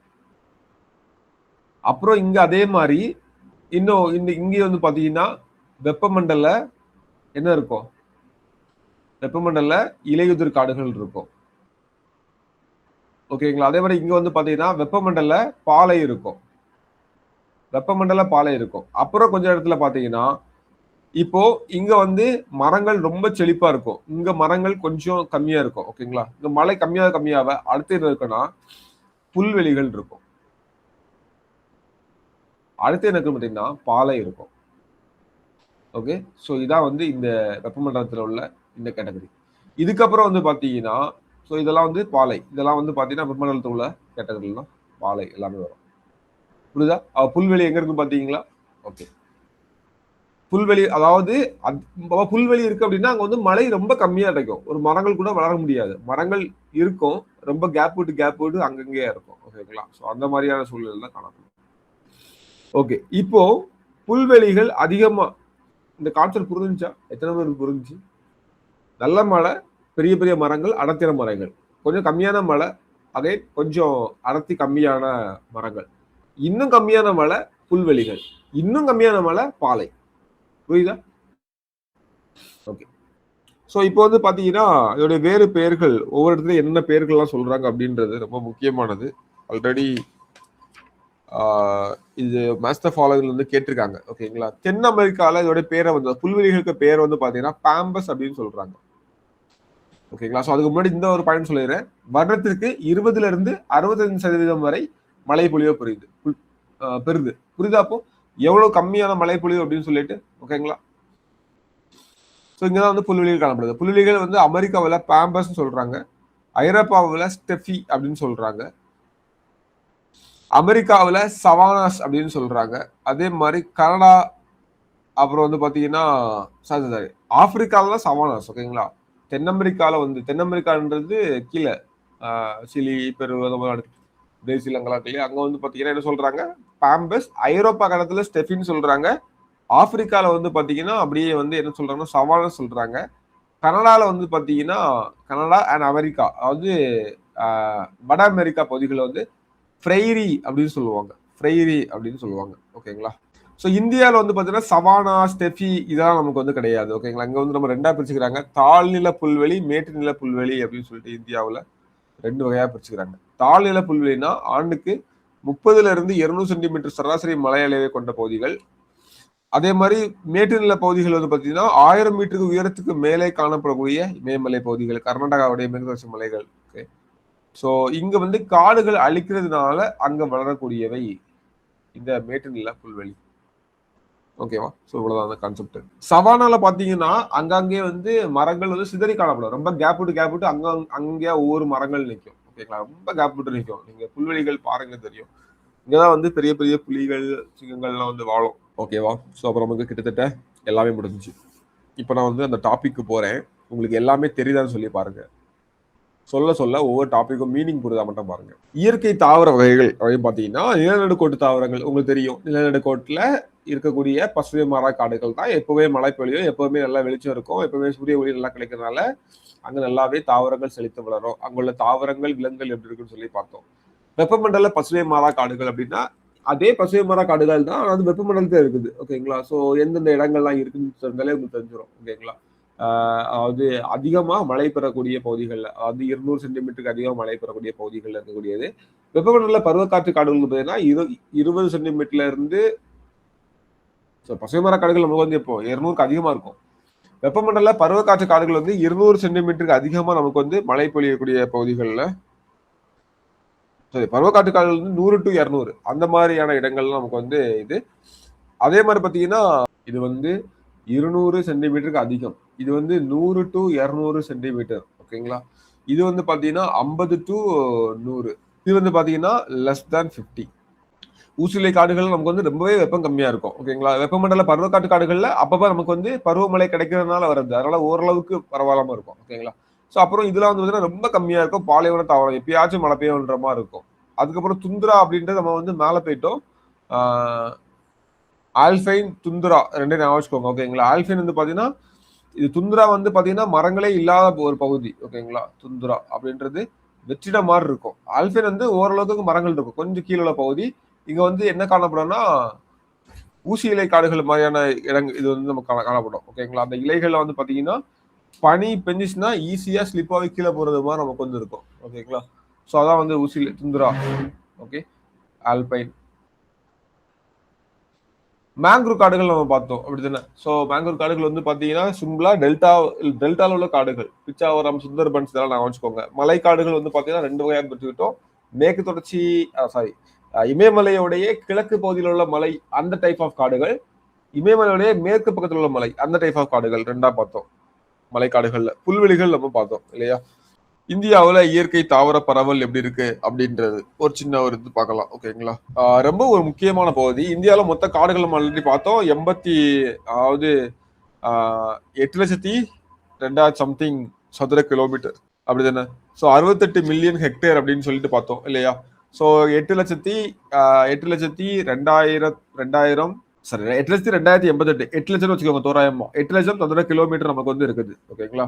இதுல வந்து பாத்தீங்கன்னா மொத்த புவி பரப்புல நமக்கு வந்து பாத்தீங்கன்னா 24.39% நமக்கு இருக்குது. ஓகேங்களா? இந்தியாவில் உள்ள மொத்த புவி பரப்புல தான். ஓகே, ஸோ மொத்தமா எடுத்துக்கூடாது. சரி, இப்போ ரொம்ப முக்கியமானது ஆக்சுவலா வந்து பாத்தீங்கன்னா இப்போ ரீசெண்டா நடந்த அதாவது மக்கள் தொகையை பற்றி கேட்டாங்க. மக்கள் தொகையில பார்க்கலாம். ஓகே, அதாவது மக்கள் தொகை வந்து குறைபாட்டு இருக்கக்கூடிய மாவட்டம் எதுன்னு சொல்லிட்டு கேட்டிருந்தாங்க நினைக்கிறேன். ஓகேங்களா? அதே மாதிரி பாருங்க, வனப்பரப்பு அதிகரித்துள்ள முதல் 5 மாநிலங்கள் அப்படின்னு சொல்லிட்டு ஒரு இது எங்கெல்லாம் அப்படின்னு பாத்தீங்கன்னா நமக்கு வந்து வனப்பரப்பு அதிகமா இருக்கு அப்படின்னு பாத்தீங்கன்னா தெலுங்கானா வந்து ரொம்ப கீழே இருந்து பார்ப்போம். ஓகேங்களா? ஸோ ஆந்திரா வந்து ரொம்ப அதிகம், 2,141 சதுர கிலோமீட்டர் அளவுக்கு வனப்பரப்பு வந்து அதிகரிச்சிருக்கு. ஓகேங்களா?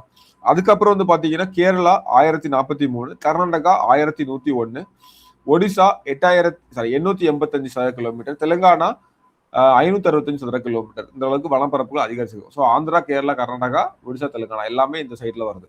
ஓகேங்களா? ஆந்திரால இருந்து எங்க வருது வண்டி? கேரளாக்கு வருது. ஆந்திரால இருந்து கேரளா வந்துட்டு மறுபடியும் நமக்கு தெலுங்கானா போயிட்டு இல்ல ஆந்திரால இருந்து கேரளா, அப்புறம் கர்நாடகா, அப்புறம் ஒடிசா போயிட்டு தெலுங்கானா வருது. ஓகேங்களா? வச்சுக்கோங்க. அதே மாதிரி வனப்பரப்பு குறைந்துள்ள 5 மாநிலங்கள் அப்படின்ற இது பாத்தீங்கன்னா திரிபுரா, மேகாலயா, அருணாச்சல் பிரதேசம், நாகாலாந்து, மிசோரம் இந்த பகுதிகள்லாம் வந்து பாத்தீங்கன்னா வடகிழக்கு மாநிலங்கள் இந்த பகுதிகள் வந்து பாத்தீங்கன்னா வனப்பரப்பு வந்து நமக்கு வந்து ரொம்பவே குறைஞ்சிருக்கதா சொல்றாங்க. இதையும் லைட்டா வந்து பாத்துக்கோங்க. ஃபேக்ட் ஓரியன்ட் தான் இதெல்லாம். இப்போ ரொம்ப முக்கியமான ஒரு காடுகளின் பாதுகாப்பும் மேலாண்மையும். என்னது? காடுகளின் பாதுகாப்பும் மேலாண்மையும். இதுல இருந்து கொஸ்டின் ஏரியா. 1980 வன பாதுகாப்பு சட்டம் வந்து ஏற்படுத்துறாங்க. முக்கியமானது 1980 வன பாதுகாப்பு சட்டம் நமக்கு வந்து ஏற்படுத்துறாங்க. ஓகேங்களா? ஸோ அதுக்கப்புறம் வந்து பாத்தீங்கன்னா நமக்கு 1988 அதுல ஒரு திருத்தமும் மேற்கொண்டிருப்பாங்க. 1988 அதுல ஒரு திருத்தங்களும் வந்து என்ன பண்ணிருப்பாங்கன்னா மேற்கொண்டிருப்பாங்க. காடுகள் பாதுகாப்பு சட்டத்துக்கு எதிராக செயல்படுறவர்களுக்கு கடுமையான தண்டனைகள் வழங்குறதுக்கு சட்டம் கொண்டு வராங்கன்னா ஏதோ சம்திங் அப்படிதானே. இப்போ வந்து பாத்தீங்கன்னா அதை வந்து பாதுகாக்கணும். ஸோ அந்த பாதுகாப்புக்கு எதிராகவங்களுக்கு தண்டனை அப்படின்றக்காக கொண்டு வரதா இந்த சட்டம். ஓகே, அப்போ காடுகள் வன பாதுகாப்பு சட்டம். ஓகே, ஸோ 1980 தேசிய வன கொள்கை இது எப்போ ஏற்படுத்துறாங்கன்னா 1894 வந்து பாத்தீங்கன்னா தேசிய வன கொள்கை வந்து ஏற்படுத்துறாங்க. எதுக்காகனா காடுகளை பாதுகாக்கிறதுக்கு திட்டங்களை உருவாகும் ஒரு சில உலக நாடுகள்ல இந்தியாவும் ஒண்ணு. அவங்க வந்து ஏற்படுத்தினது. அதாவது 1952ல 1988லயும் இந்த கொள்கையில வந்து சில திருத்தங்களை வந்து பண்ணாங்க. ஓகேங்களா, ஸோ இது வந்து 894ல ஏற்படுத்தப்பட்டது, பிரிட்டிஷ்ல பண்ணது. இது வந்து 1952 அரசாட்சிக்கு அப்புறம் வந்து பாத்தீங்கன்னா திருத்தம் பண்ணிருப்பாங்க. அதுக்கப்புறம் வந்து லேட்டரா வந்து பாத்தீங்கன்னா 1988 ஸோ அப்பவும் ஒரு திருத்தம் வந்து நடந்திருக்கும். ஓகேங்களா, ஸோ இதுவும் முக்கியமானது தேசிய வன கொள்கை அப்படின்றது. தேசிய வனக்கொள்கையுடைய முக்கிய நோக்கங்கள் என்னன்னு பாத்தீங்கன்னா 33% நிலப்பரப்பின காடுகளாக மாற்றுறது. நமக்கு இந்தியாவில் வந்து 20 சம்திங் தான் இருக்குது இல்லையா, அதை வந்து 1/3 ஆஃப் த பார்ட்டை வந்து காடுகளா மாற்றுறது தான் நம்மளுடைய ஏம். இப்போ வந்து பாத்தீங்கன்னா 20 சம்திங் இருக்குது. ஸோ இப்போ வந்து பாத்தீங்கன்னா 33 மாத்தணும் அப்படின்றது தான் இதோடைய நோக்கமாட்டு இருந்துச்சு.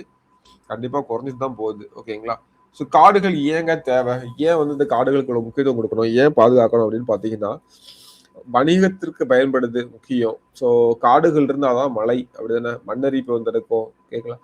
ஸோ அதாவது ஒரு என்விரான்மெண்டல் விஷயமா பார்த்தா கூட காடுகள் இல்லைன்னா எதுவுமே இல்லை அப்படின்றது தான். ஓகே, ஸோ அங்க நமக்கு வந்து நிறைய கமர்ஷியல் ஆஸ்பெக்ட்ல உதவுது. என்ன சொல்றது பாத்தீங்கன்னா வீட்டு தேவைக்காக, வீட்டுல மரம் ஜன்னல் கதவு செய்யும் மரங்களுக்காக, வணிகத்திற்காக பயன்படுது, தொழிற்சாலைக்கு தேவையான மூலப்பொருட்கள் கிடைக்குது. ஓகேங்களா, ஸோ நறுமண பொருட்கள் நமக்கு கிடைக்குது, வாசனை பொருட்கள்லாம் வெளிநாட்டுக்கு ஏற்றுமதி செய்யலாம். அதே மாதிரி பார்த்தீங்கன்னா பல காடுகள் சுற்றுலா மையங்களா இருக்குது இல்லையா இன்னைக்கு கூட. அதே மாதிரி ரொம்ப முக்கியமானது இதெல்லாம் விட்டுருங்க, காடுகள் அதிகமா இருந்தா வளிமண்டலத்தில் உள்ள கார்பன் டை ஆக்சைடை ஈஸியா அப்சர்வ் பண்ணிட்டு காற்று மாசுபடுதலை கண்ட்ரோல் பண்ணும். ஆக்சிஜன் நமக்கு வந்து வெளியிடும், காற்று மாசுபடுதலை கண்ட்ரோல் பண்ணும். அதே மாதிரி காடுகள் நாயகன் சொன்ன மாதிரி மண் அரிப்பினை கட்டுப்படுத்துவதற்காக இருக்குது. ஓகேங்களா, ஸோ அதே மாதிரி பார்த்தீங்கன்னா தண்ணி வந்து பூமிக்குள்ள போகணும், ரேன் ஆஃப் தடுக்கப்படணும் அப்படின்னாலும் நமக்கு வந்து காடுகள் நமக்கு தேவை. ஓகேங்களா, நிலத்தடி நீரின் அளவு நல்லா இருக்குன்னா அந்த இடத்துல நிறைய மரங்கள் இருக்குது அப்படின்னு சொல்லி அர்த்தம். ஓகே, மனிதர்கள் மட்டும் இல்லாம விலங்குகளுக்கும் பறவைகளுக்கும் கூட ஒரு இயற்கை வாழிடமா இந்த காடுகள் வந்து அமைஞ்சிருக்குது. ஸோ இதான் வந்து பார்த்தீங்கன்னா காடுகளுடைய தேவைகள். ஸோ காடை நம்ம வந்து கண்டிப்பா பாதுகாக்கணும் இல்லையா. ஓகே, அடுத்தது வந்து பார்த்தீங்கன்னா வன உயிரினங்கள். ஓகே, வனங்கள் முடிஞ்சு அடுத்து வந்து பார்த்தீங்கன்னா வன உயிரினங்கள். இது இந்த பயோடைவர்சிட்டி கான்செப்ட்லாம் இருக்கும், இது நம்ம வந்து லேட்டரா வந்து பார்க்கலாம். ஓகேங்களா, ஸோ வன உயிரினங்கள் அப்படின்றப்ப வன உயிரினங்களுக்கு பாதுகாப்பு அளிப்பதற்காக நிறைய விஷயங்கள் கொண்டு வருவாங்க. முக்கியமா IUCN. ஓகே, IUCN வந்து பார்த்தீங்கன்னா அவங்க ஒரு லிஸ்டே கிரியேட் பண்ணிருப்பாங்க. அழிந்து போகிற நிலையில் இருக்குது, நல்ல நிலைமையில் இருக்கிறது, அழிந்து விட்டது. ஓகேங்களா, அப்படின்னு சொல்லிட்டு நிறைய கேட்டகரியா வந்து பிரிச்சிருப்பாங்க. ஓகே, இந்த இந்த இதை வந்து நம்ம இன்னொரு இதில் பார்க்கலாம். இப்போதைக்கு அதை பாதுகாக்கிறதுக்கு என்னென்ன சட்டங்கள், என்ன பாதுகாப்பு சட்டங்களை கொண்டு வந்திருக்காங்க அப்படின்னு சொல்லிட்டு ஃபர்ஸ்ட் ரொம்ப முக்கியமானது வந்து பார்த்தீங்கன்னா வன விலங்கு பாதுகாப்பு சட்டம். இந்தியா வந்து பார்த்தீங்கன்னா மிகப்பெரிய உயிரின பன்மை உள்ள ஒரு நாடு. 17 நாடுகள்லாம் இந்தியாவில் உலகத்தில் இருக்கிற, அதாவது உயிரின பன்மை அதிகமாக இருக்கக்கூடிய நாடுகள் ஒரு 17 இருக்கு, அதுல இந்தியாவும் ஒண்ணு. ஸோ சர்வதேச உயிர் பாதுகாப்பு மையம் அவங்களுடைய கருத்து என்ன சொல்றாங்க அப்படின்னா இந்தியா உலக நிலப்பரப்புல 2.4% இருக்கு. அதுல வந்து உலக மக்கள் தொகையில 16.7% இருக்குது. ஓகேங்களா, உலக அளவுல 18% கால்நடை அளவு வந்து கொண்டிருக்காங்க.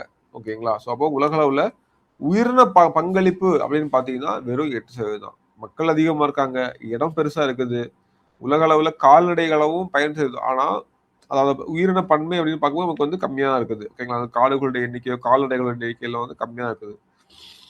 ஓகேங்களா, அப்போ நமக்கு என்ன சொல்ல வராங்கன்னா இங்க வந்து நிறைய விஷயங்கள் அழிந்துட்டு வருது. இந்த அழிந்து வர விஷயங்கள்லாம் நம்ம வந்து பாதுகாக்கணும்.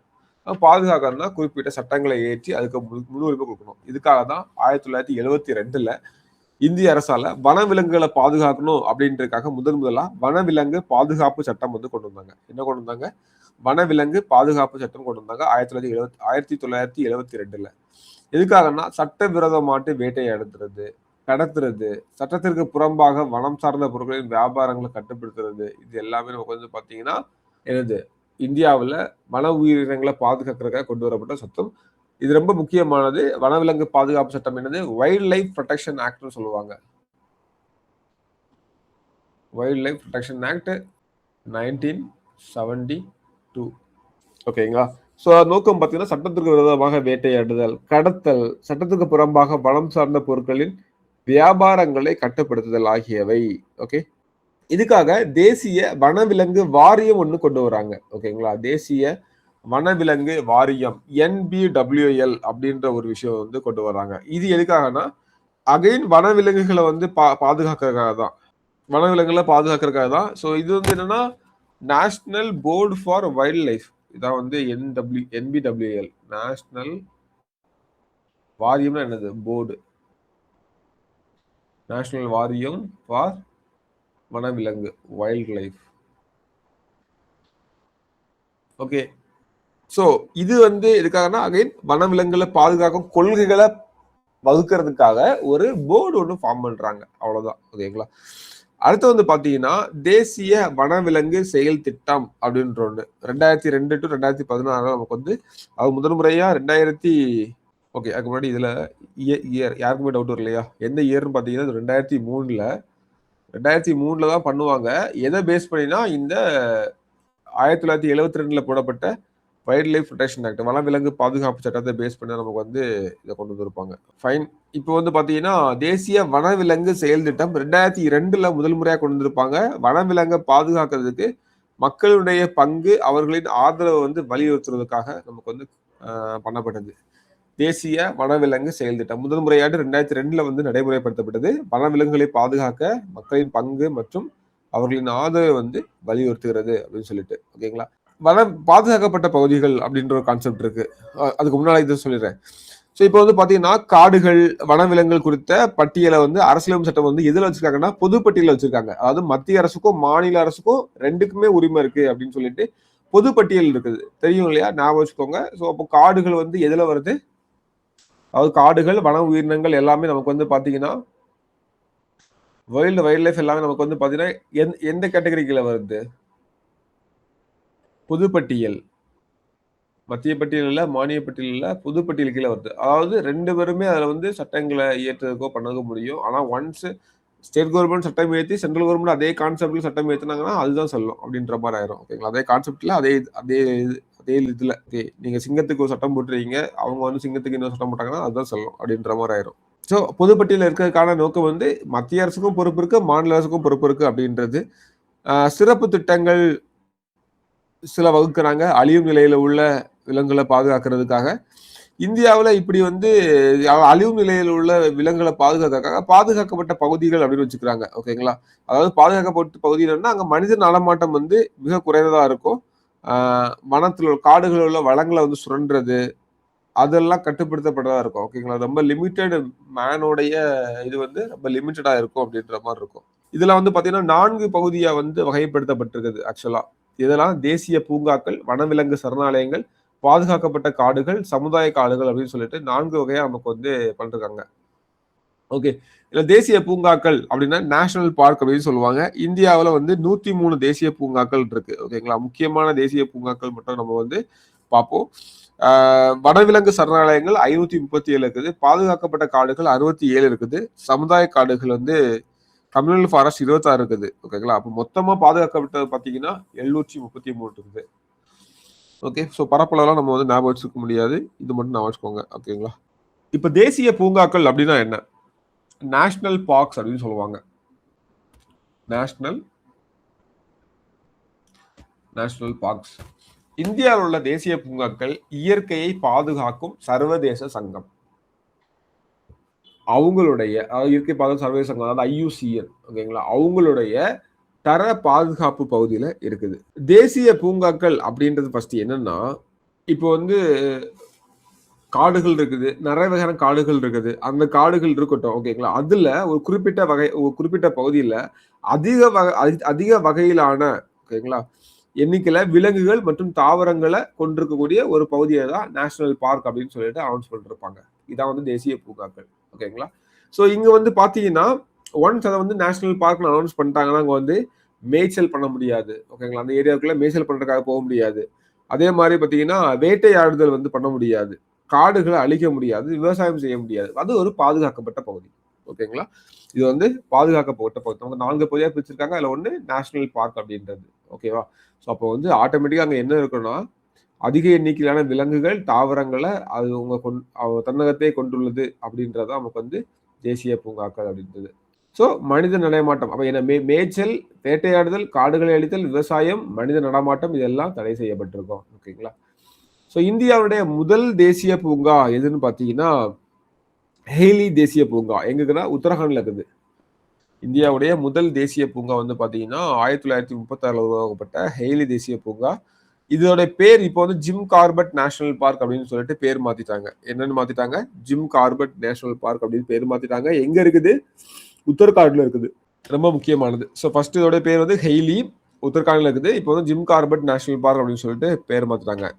ஓகேவா? ஸோ மொத்தம் வந்து இந்தியாவுல 103, 106 ஸோ இடங்கள்ல சின்ன சின்ன டவுட் இருக்குது. எத்தனை தேசிய பூங்காக்கள்ன்றத லேட்டரா பார்க்கலாம். ஓகேங்களா? அடுத்தது wild life sanctuary. National park மாதிரி இது என்னன்னா வன உயிரிகள் சரணாலயம். ஓகே. என்ன பார்த்தீங்கன்னா வைல்ட் லைஃப் சாங்சுரி. ஓகேங்களா? ஸோ இது என்ன பார்த்தீங்கன்னா வன உயிரிகள் சரணாலயம். ஸோ சரணாலயத்திற்கும் தேசிய பூங்காவிற்கும் உள்ள வித்தியாசம் அப்படின்னா என்னன்னு பார்த்தீங்கன்னா, மக்களுக்கு உள்ள வாழ்வதற்கு உரிமை வந்து அளிக்கப்படும். ஓகேங்களா? அதாவது அங்க தேசிய பூங்காக்கள், நேஷனல் பார்க்ல வந்து மக்கள் உள்ள வாழ முடியாது. இங்க வந்து பார்த்தீங்கன்னா வாழலாம். ஓகே. ஸோ மொத்தம் 537 வனவிலங்கு சரணாலயங்கள் நமக்கு வந்து இருக்குது. ஓகேங்களா? 537 வனவிலங்குகள் சரணாலயம் இருக்குது. இது ஓகே. அதுல ஒரு சின்ன டவுட் இருக்குது. ஒவ்வொருத்திலயும் ஒவ்வொன்னு குடுத்துருக்காங்க. நான் செக் பண்ணி சொல்றேன். அதிகப்படியான வனவிலங்கு சரணாலயங்கள் எங்க இருக்கு பார்த்தீங்கன்னா, மத்திய பிரதேசத்திலயும், அந்தமான் நிக்கோபார் தீவுகளே இருக்குது. அதிகப்படியான வனவிலங்கு சரணாலயம் மத்திய பிரதேசம் மற்றும் அந்தமான் நிக்கோபார் தீவுகள் நமக்கு வந்து காணப்படுது. ரொம்ப முக்கியமானது. ஓகேங்களா? அந்தமான் நிக்கோபார் தீவுகள் மட்டும் தான் குடுத்துருக்கேன் இதுல. மத்திய பிரதேசம் ஆல்சோ இந்த லிஸ்ட்ல வரும்.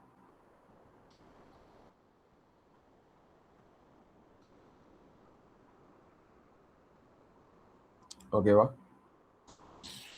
ஸோ அதே மாதிரி இந்தியாவில் இன்னும் 2 விஷயம் பார்த்தீங்கன்னா, சமூக நல காடுகள் மற்றும் பாதுகாக்கப்பட்ட காடுகள் அப்படின்ற 2 விஷயம். சமூக நல காடுகள் அப்படின்னு பார்த்தீங்கன்னா, மனித குடியிருப்பு இல்லாம இந்திய அரசுக்கு முழு சொந்தமானது. ஆனா இது வந்து மக்களுடைய வாழ்வாதாரத்துக்காக மக்கள் வந்து உபயோகப்படுத்தப்படும். ஓகேங்களா? அதே மாதிரி சமூக வள மையம் அப்படின்ற ஒரு இது 2 இதையும் பார்த்துக்கோங்க. சமூக வள மையம் அப்படின்றது இது தனிநபர்களுக்கு சொந்தமான சிறிய வனப்பகுதி. ஓகேங்களா? இது வந்து சமூக காடுகள் அல்லது சமூக வன மையம் அப்படின்னு சொல்லுவாங்க. ஓகேவா?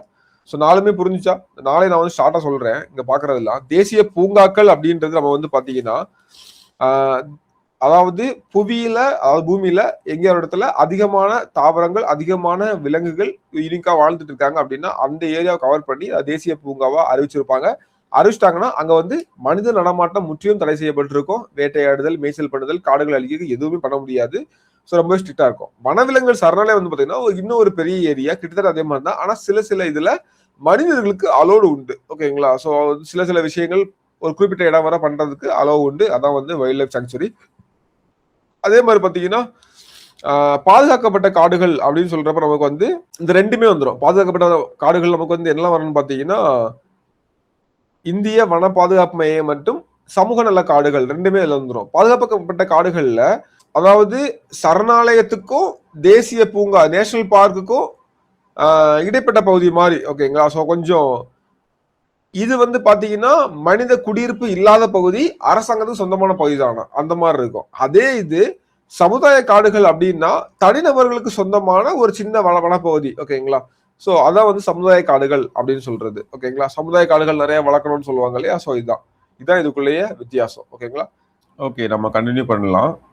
அடுத்தது நம்ம வந்து முக்கிய தேசிய பூங்காக்கள் மற்றும் சரணாலயங்கள் பார்க்க போறோம். ஓகேங்களா? ஸோ அதுக்கு முன்னாடி நம்ம வந்து பார்த்தீங்கன்னா, நேத்து என்னெல்லாம் பார்த்தோம் அப்படின்றத லைட்டா ஒரு ரீகேப் பண்ணிக்கலாம். பார்த்தது வந்து பார்த்தீங்கன்னா, காடுகள் மற்றும் வன உயிரினங்கள் அதான் நமக்கு டாபிக். ஸோ இதில முக்கியமா வந்து பார்த்தீங்கன்னா, என்னென்ன காடுகள் இருக்கு அப்படின்றத பார்த்தோம் அப்படிதானே? ஸோ இதில எந்த டவுட் இருக்காதுன்னு நான் நம்புறேன். உங்களுக்கு நல்லாவே புரிஞ்சிருக்கும் அந்த டாபிக்.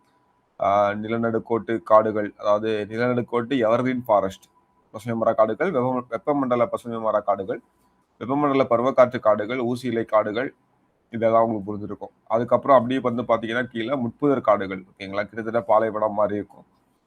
அப்புறம் கூடவே இங்கே நம்ம வந்து புல்வெளிகளையும் கொண்டு வந்துரலாம். அதுக்கப்புறம் பாலைவனம், அதுக்கப்புறம் உள்ள மீதி 3மே வந்து மீதி 3 சொல்ல முடியாது. இதுல ஒரு 2 வரும். ஆல்பைன், துந்த்ரா, மலைக்காடுகள் இது எல்லாமே வந்து ஆல்டிடியூட பேஸ் பண்ணி வரும். அப்படிதானே? மலைகளை மையமா வச்சு வரும். அப்புறம் வந்து மேங்க்ரூவ் காடுகள். மேங்க்ரூவ் காடுகள் வந்து பாத்தீங்கன்னா டெல்டா ரீஜியன்ல உருவாகக்கூடியது இல்லையா? ஸோ இதான் எப்படி வருது, எந்த ரீஜியன்ல வருது அப்படின்ட்டு தெளிவா பார்த்தோம். அதுக்கப்புறம் வந்து பாத்தீங்கன்னா இந்த இந்தியாவில் இயற்கை தாவர பரவல் எந்தெந்த மாநிலங்கள்ல அதிகமான இது இருக்குது அப்படின்னு சொல்லி பார்த்தோம். இந்த டயக்ராம் ஞாபகம் வச்சுக்கிங்கன்னா ஈஸியா இருக்கும். ஸோ ஒரு கடிகார திசையில ஒரு ரவுண்ட் போட்டீங்கன்னா அப்படி இருக்கும் அதான். ஓகேங்களா? ஸோ எங்கேருந்து ஆரம்பிக்கிறதுனா ஃபர்ஸ்ட் ஆந்திரா, கேரளா, கர்நாடகா, அப்படியே ஒடிசா, அப்புறம் வந்து தெலுங்கானா. இந்த சைஸ்ல தான் அதிகமான வனப்பரப்பு இருக்குது. ஓகேங்களா? ஸோ ரொம்ப கம்மியானது பார்த்தீங்கன்னா திரிபுரா, மேகாலயா, அருணாச்சல பிரதேசம், நாகாலாந்து, மிசோரம். ஸோ இந்த பக்கம் உள்ளது. அதுக்கப்புறம் வந்து பாத்தீங்கன்னா வன பாதுகாப்பு சட்டம் 1980 பார்த்தோம். வன கொள்கை, தேசிய வன கொள்கை வந்து 1894 உருவாக்கி இருப்பாங்க. லேட்டரா 2 கரெக்ஷன் ஒன்று பார்த்தோம். அப்புறம் பாத்தீங்கன்னா வன உயிரினங்கள் இந்தியாவில் அதுல வந்து பாத்தீங்கன்னா வனவிலங்கு பாதுகாப்பு சட்டம், wild life protection act 1972. Okay. அதுக்கப்புறம் தேசிய வனவிலங்கு வாரியம் NBWL, national board for wild life பார்த்தோம். ஓகேங்களா? அப்புறம் தேசிய வனவிலங்கு செயல் திட்டம், பாதுகாக்கப்பட்ட பகுதிகள், இது எல்லாமே நம்ம வந்து பார்த்தோம் இல்லையா? அப்புறம் 4 வகையான இந்த பாதுகாக்கப்பட்ட பகுதிகள், அதுல தேசிய பூங்காக்கள்லாம் என்ன, வனவிலங்கு சரணாலயங்கள் என்ன, பாதுகாக்கப்பட்ட காடுகள்லாம் என்ன, சமுதாய காடுகள்லாம் என்ன, இது எல்லாமே நம்ம வந்து பார்த்தோம். ஓகே, ஜஸ்ட் வாட் இஸ் வாட்னு பார்த்தோம் இல்லையா? இப்ப அதுல தேசிய பூங்காக்கள்லாம் என்ன, அதாவது பாத்தீங்கன்னா ஒரு குறிப்பிட்ட பகுதி அங்க வந்து பாத்தீங்கன்னா தனியா வச்சு, அதாவது அதிக எண்ணிக்கையிலான விலங்குகள் மற்றும் தாவரங்கள் இருக்கும்போது அதை தனியா வச்சு பாதுகாக்கிறது தான் வந்து பாத்தீங்கன்னா இந்த தேசிய பூங்கா அப்படின்றது. இங்க வந்து மேய்ச்சல், வேட்டையாடுதல், காடுகளை அழித்தல் இதெல்லாம் வந்து தடை செய்யப்பட்டிருக்கும். ஓகே, அந்த மாதிரி சினாரியோ. அவங்க ஃபர்ஸ்ட் உருவாக்கப்பட்ட இது எது பாத்தீங்கன்னா ஜிம் கார்பெட். ஆக்சுவலா ஸ்டார்ட் பண்ணும்போது அதோட பேர் வந்து ஹெய்லி தேசிய பூங்கா 1936 பண்ணிருப்பாங்க. இப்போ ஜிம் கார்பெட் அப்படின்னு பேர்ல இருக்குது. வைல்ட் லைஃப் சாங்சுரி என்ன பார்த்தோம், சரணாலயத்திற்கும் தேசிய பூங்காவுக்கும் உள்ள வித்தியாசம் என்னன்னா அங்க வாழ்வாதாரம் கொடுக்கப்படக்கூடிய உரிமை தான். ஓகே, அதாவது தேசிய பூங்கால வந்து பாத்தீங்கன்னா நமக்கு வந்து மனித நடமாட்டம் வந்து தடை செய்யப்பட்டிருக்கும் முற்றிலுமாட்டு. ஆனா இங்க வந்து மனித நடமாட்டம் இருக்கும். ஓகே, ஸோ அந்த ஒண்ணு மட்டும் தான் டிஃபரெண்ட் நமக்கு இங்க. அடுத்தது பாத்தீங்கன்னா நமக்கு வந்து சமூக நல காடுகள்ல என்ன, அப்புறம் வந்து சமூக வள மையம் அப்படின்னு பார்த்தோம். ஸோ இப்போ வந்து பாத்தீங்கன்னா முக்கியமான தேசிய பூங்காக்கள் மற்றும் சரணாலயங்கள் நம்ம வந்து பார்க்க போறோம். ஓகேங்களா? முக்கியமான தேசிய பூங்காக்கள் மற்றும் சரணாலயங்கள் பார்க்க போறோம். இதுல வாட் இஸ் வாட் கொஸ்டின் மட்டும் தான் கேட்பாங்க. டீட்டெயிலாம் உள்ள போக மாட்டாங்கங்களா, எங்க இருக்கு அதெல்லாம் நோண்ட மாட்டாங்க. இங்க பாருங்க, அப்படியே ஒன் டைம் வந்து நீங்க சிம்பிளா ரீட் பண்ணுங்க. டெய்லி வந்து இந்த ஃபேக்சுவல் பாயிண்ட்ஸ் எல்லாம் ஒரு 2-3 டைம்ஸ் நீங்க ரீட் பண்ணாலே தாராளம் போதுமானது. ஓகேங்களா? ஃபர்ஸ்ட் பாருங்க கிற்காடுகள். ஓகே, ஸோ இந்த கிற்காடுகள் வந்து பாத்தீங்கன்னா ஆசிய சிங்கங்களின் உறைவிடம் அப்படின்னு சொல்லுவாங்க. என்ன சொல்லுவாங்க? ஆசிய சிங்கங்களின் உறைவிடம் அப்படின்னு சொல்லுவாங்க. இது எங்க இருக்கு அப்படின்னு பாத்தீங்கன்னா குஜராத்ல இருக்குது. ஓகேங்களா? இது எங்க இருக்கு அப்படின்னு பாத்தீங்கன்னா குஜராத்ல அமைஞ்சிருக்குது. ஸோ இதுல வந்து பாத்தீங்கன்னா நமக்கு வந்து அப்போ சிங்கங்கள் ஆசிய சிங்கங்கள் மட்டும்தானா அப்படின்னு பாத்தீங்கன்னா ஆசிய சிங்கங்கள் இங்க வந்து அதுக்கான ஸ்பெஷல் இது இருக்குது. ஓகேங்களா? இதை வந்து கிற்காடுகள் அப்படின்னு சொல்லுவாங்க. ஸோ ஏதாவது எக்ஸ்ட்ரா பாயிண்ட் சொன்னா அதை மட்டும் நோட் பண்ணிக்கோங்க. ஓகேங்களா? ஸோ இது வந்து பாத்தீங்கன்னா கிர் நேஷனல் பார்க் இல்ல வந்து சசான் கிர் அப்படின்னு சொல்லுவாங்க. ஓகேங்களா? இது வந்து பாத்தீங்கன்னா நமக்கு எங்க இருக்கு, குஜராத்ல இருக்கு. ஓகே, ரொம்ப முக்கியமான என்னன்னா only natural habitat for Asiatic line, ஆசிய சிங்கங்களுடைய ஒரே வாழிடம் அப்படின்னு சொல்லலாம். ஒரே இயற்கை வாழிடம். ஓகேங்களா? அதுவே வாழ்றது இயற்கை வாழிடம். ஓகேவா? ஸோ இதான் வந்து பாத்தீங்கன்னா இது எங்க இருக்குது, குஜராத்ல இருக்குது. ஓகேங்களா? ஸோ இந்த அளவுக்கு ஞாபகம் இருந்தா போதுமானது. ஸோ இது வந்து ஏசியாட்டிக் லைன்ஸுக்கு வந்து அவங்களுடைய வாழிடம். ஓகே, அதெல்லாம் ஓகே. வேற என்னெல்லாம் இருக்கு பாத்தீங்கன்னா இதுங்க வந்து பாத்தீங்கன்னா இந்தியன் லெப்பர்ட்ஸ். ஓகே, அது அதிகமா காணப்படுது. அப்புறம் வந்து பாத்தீங்கன்னா முக்கியமா ஸ்பாட்டட் டியர், சிடால் அப்படின்னு சொல்லுவாங்க. ஸ்பாட்டட் டியர் நமக்கு வந்து அதிகமா காணப்படுது. ஓகேங்களா? அதே மாதிரி பாத்தீங்கன்னா என்ன சொல்றாங்கன்னா 400க்கும் மேற்பட்ட மேமல் ஸ்பீசிஸும், அதே மாதிரி பாத்தீங்கன்னா பறவையினங்கள்ல ஒரு 300க்கும் மேற்பட்ட ஸ்பீசிஸும் நமக்கு வந்து இங்க காணப்படுது. ஓகே, ஸோ அதே மாதிரி பாத்தீங்கன்னா இங்க ரொம்ப ஃபேமஸான ஒண்ணு வந்து பாத்தீங்கன்னா கமலேஸ்வர் டேம் அப்படின்னு ஒன்று இருக்குது. அங்க வந்து மகர் மகர் crocodile, Magar kind of crocodile வந்து காணப்படுது. ஓகேங்களா? ஸோ அந்த குரோக்கடைல் அந்த இதோட வித்தியாசம் பாருங்க. ஒவ்வொன்றும் ஒரு இருக்கும். மகர் ஒன்று இருக்கும், குரோக்கடைல் ஒன்று இருக்கும். ஓகே. ஸோ இதான் வந்து பார்த்தீங்கன்னா நமக்கு வந்து கிர் ஃபாரஸ்ட். ஸோ அப்போ கிர்ன்னு சொன்னாலே குஜராத் ஞாபகம் வரணும். ஏசியாட்டிக் லைனுடைய வாழ்விடம் அப்படின்றது ஞாபகம் வரணும். ஓகேங்களா? ஸோ அது மட்டும் நமக்கு வந்து முக்கியமா ஞாபகம் வந்தாலே போதுமானதும் கூட. ஓகே. அடுத்து வந்து பாத்தீங்கன்னா அடுத்த முக்கியமானது காசிரங்கா நேஷனல் பார்க். ஓகேங்களா? Kaziranga national park. So Kaziranga national park நமக்கு எங்க இருக்கு அப்படின்னு பாத்தீங்கன்னா அது காசிரங்கா நேஷனல் பார்க்ல முக்கியமா சொல்ல வேண்டியது என்னன்னா இது ஒரு யுனெஸ்கோவுடைய பாரம்பரிய தலம். ஓகே. யுனெஸ்கோவுடைய பாரம்பரிய தலமா வந்து அனௌன்ஸ் பண்ணிட்டு இருப்பாங்க. இப்பதான் வந்து பாத்தீங்கன்னா நமக்கு வந்து டூரிசத்துக்காக அலோவ் பண்ணிருக்காங்க. முன்னாடிலாம் அலோவ் கிடையாது. ஐ திங்க் இப்பதான் வந்து அலோவ் பண்ணிருக்காங்க. இங்க என்ன ஃபேமஸ் அப்படின்னு பாத்தீங்கன்னா ஒற்றை கொம்பு காண்டாமிருகம். ஓகேங்களா? அதாவது great Indian one horn rhinoceros அப்படின்னு சொல்லுவாங்க. ஸோ இது வந்து இங்க ஃபேமஸான ஒரு விஷயம். ஓகேங்களா? ஸோ ஒற்றை கொம்பு காண்டாமிருகம் அப்படின்றது இங்க வந்து அது வந்து அது அது அதோடைய நேச்சுரல் ஹேபிட் மாதிரி அதிகமான அளவுல வந்து இருக்குது. அதை இங்கதான் பாதுகாக்கிறாங்க மெயினா. ஓகேங்களா? ஸோ எங்க எங்க இருக்குது காசிரங்கா நேஷனல் பார்க்? அஸ்ஸாம்ல இருக்கு. ஓகே. காசிரங்கா நேஷனல் பார்க் வந்து பாத்தீங்கன்னா நமக்கு அஸ்ஸாம்ல இருக்குது. அது முக்கியமானது. ஓகேவா? அடுத்து பாத்தீங்கன்னா அதே அஸ்ஸாம்ல நமக்கு வந்து இன்னொன்று இருக்கும் மான்ஸ் இல்ல மனாஸ். ஓகேங்களா? ஸோ மான்ஸ் அல்லது மனாஸ்ன்னு சொல்லக்கூடிய நேஷனல் பார்க். ஸோ இந்த மனாஸ் நேஷனல் பார்க் வந்து பாத்தீங்கன்னா நமக்கு வந்து எங்க இருக்குது அப்படின்னு பாத்தீங்கன்னா அகைன் அதுவும் வந்து அஸ்ஸாம்ல தான் இருக்குது. ஓகே. அஸ்ஸாம்ல இருக்குது. இங்க என்ன சார் ஏதாவது ஃபேமஸ் இருக்கா அப்படின்னு பாத்தீங்கன்னா அகைன் இங்கேயும் ஒற்றை கொம்பு காண்டாமிருகம் வந்து நமக்கு ஃபேமஸ் ஆனது. ஓகேங்களா? ஒன் ஹார்ன்டு ரைனோசரஸ் வந்து அதாவது great Indian one horn rhinoceros சொல்லுவாங்க. அது வந்து நமக்கு இங்க வந்து ஃபேமஸ் ஆனது. ஓகே. இதுல இன்னொன்னு வந்து பாத்தீங்கன்னா ஆக்சுவலா இந்த மனாஸ் நேஷனல் பார்க் வந்து பாத்தீங்கன்னா எங்க வர இருக்குன்னா ஆக்சுவலா அஸ்ஸாம் வந்து எங்க இருக்கு? ஹிமாலயாவுடைய அடிவாரத்துல இருக்கு. அப்படிதானே? ஹிமாலயாவுடைய அடிவாரத்துல இருக்கு. இந்த இது வந்து பாத்தீங்கன்னா அப்படியே கண்டினியூ ஆகி எங்க வர இருக்குன்னா பூட்டான் வர இருக்கும். ஓகேங்களா? பூட்டான் வர இருக்கும். அவங்க என்ன சொல்றாங்க அப்படின்னு பாத்தீங்கன்னா அதாவது ராயல் மனாஸ் அப்படின்னு சொல்லுவாங்க. என்ன சொல்லுவாங்க? ராயல் மனாஸ். இதான் உண்மையான மனாஸ் அப்படின்ற மாதிரி சொல்லுவாங்க. So okay. அது பிரச்சனை இல்லை. அவங்க அங்க வந்து அதோடைய பேர் என்ன? ராயல் மனாஸ் அப்படின்னு சொல்லிட்டு அதோடைய பேரு. ஓகே. ஸோ அதே மாதிரி பாத்தீங்கன்னா ஓகே நம்ம இது ஏற்கனவே பார்த்தோம். மனாஸ் ஆல்சோ வந்து பாத்தீங்கன்னா யுனெஸ்கோவுடைய வேர்ல்டு ஹெரிட்டேஜ் சைட்டு. இங்க வந்து பாத்தீங்கன்னா அகைன் டைகரை வந்து ரிசர்வ் பண்றது டைகர் எலிஃபண்ட் இந்த ரெண்டும் வந்து இங்க முக்கியமானது. ஓகேங்களா? இது போக எது ஒன் ஹார்ன் ரைனோசரஸ் போக டைகரும் எலிஃபண்டும் நமக்கு வந்து முக்கியமானது. ஓகேங்களா? ஸோ இன்னும் நிறைய வகையான உயிரினங்கள்லாம் காணப்படுது. பிக்மி ஆக், அப்புறம் வந்து பாத்தீங்கன்னா கோல்டன் லங்கோர், ஓகே, அஸ்ஸாம் ரூஃபு டட்டல், இவ்வளவு நம்ம ஞாபகம் வேணா அங்க எது ரொம்ப ஃபேமஸோ அதை மட்டும் ஞாபகம் போதும். நமக்கு இது மெயினா வந்து அங்க வந்து பாத்தீங்கன்னா ரிவர் மானஸ் ஓடுது. அதை சுத்தி உருவான பகுதி தான் வந்து இந்த ஏரியா.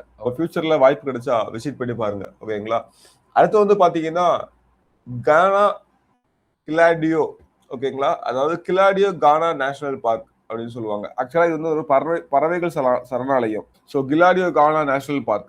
கிலாடியோ கானா நேஷனல் பார்க் வந்து பாத்தீங்கன்னா ஆக்சுவலா ஒரு பறவைகள் சரணாலயம்.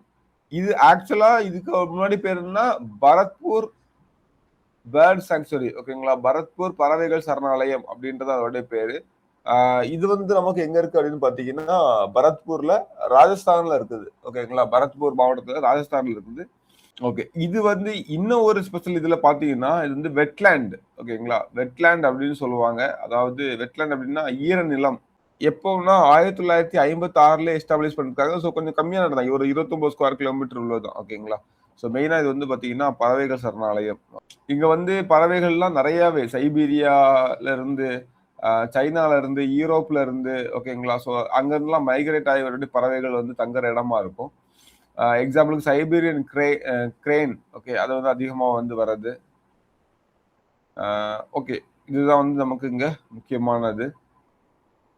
அப்போ கெலடியோ கானா நேஷனல் பார்க். ஓகேங்களா? எல்லாம் கானா அண்ட் கெலடியோ நேஷனல் பார்க் அப்படின்றப்ப நமக்கு என்ன ஞாபகம் வரணும்னா பறவைகள் சரணாலயம் ஞாபகம் வரணும். ராஜஸ்தான் ஞாபகம் வரணும். ஓகேங்களா? அப்போ வந்து பரத்பூர் பேர்ட் சாங்சுரி அப்படின்னு நான் வந்துச்சுன்னா ஈஸியா இருக்கும். ஓகே.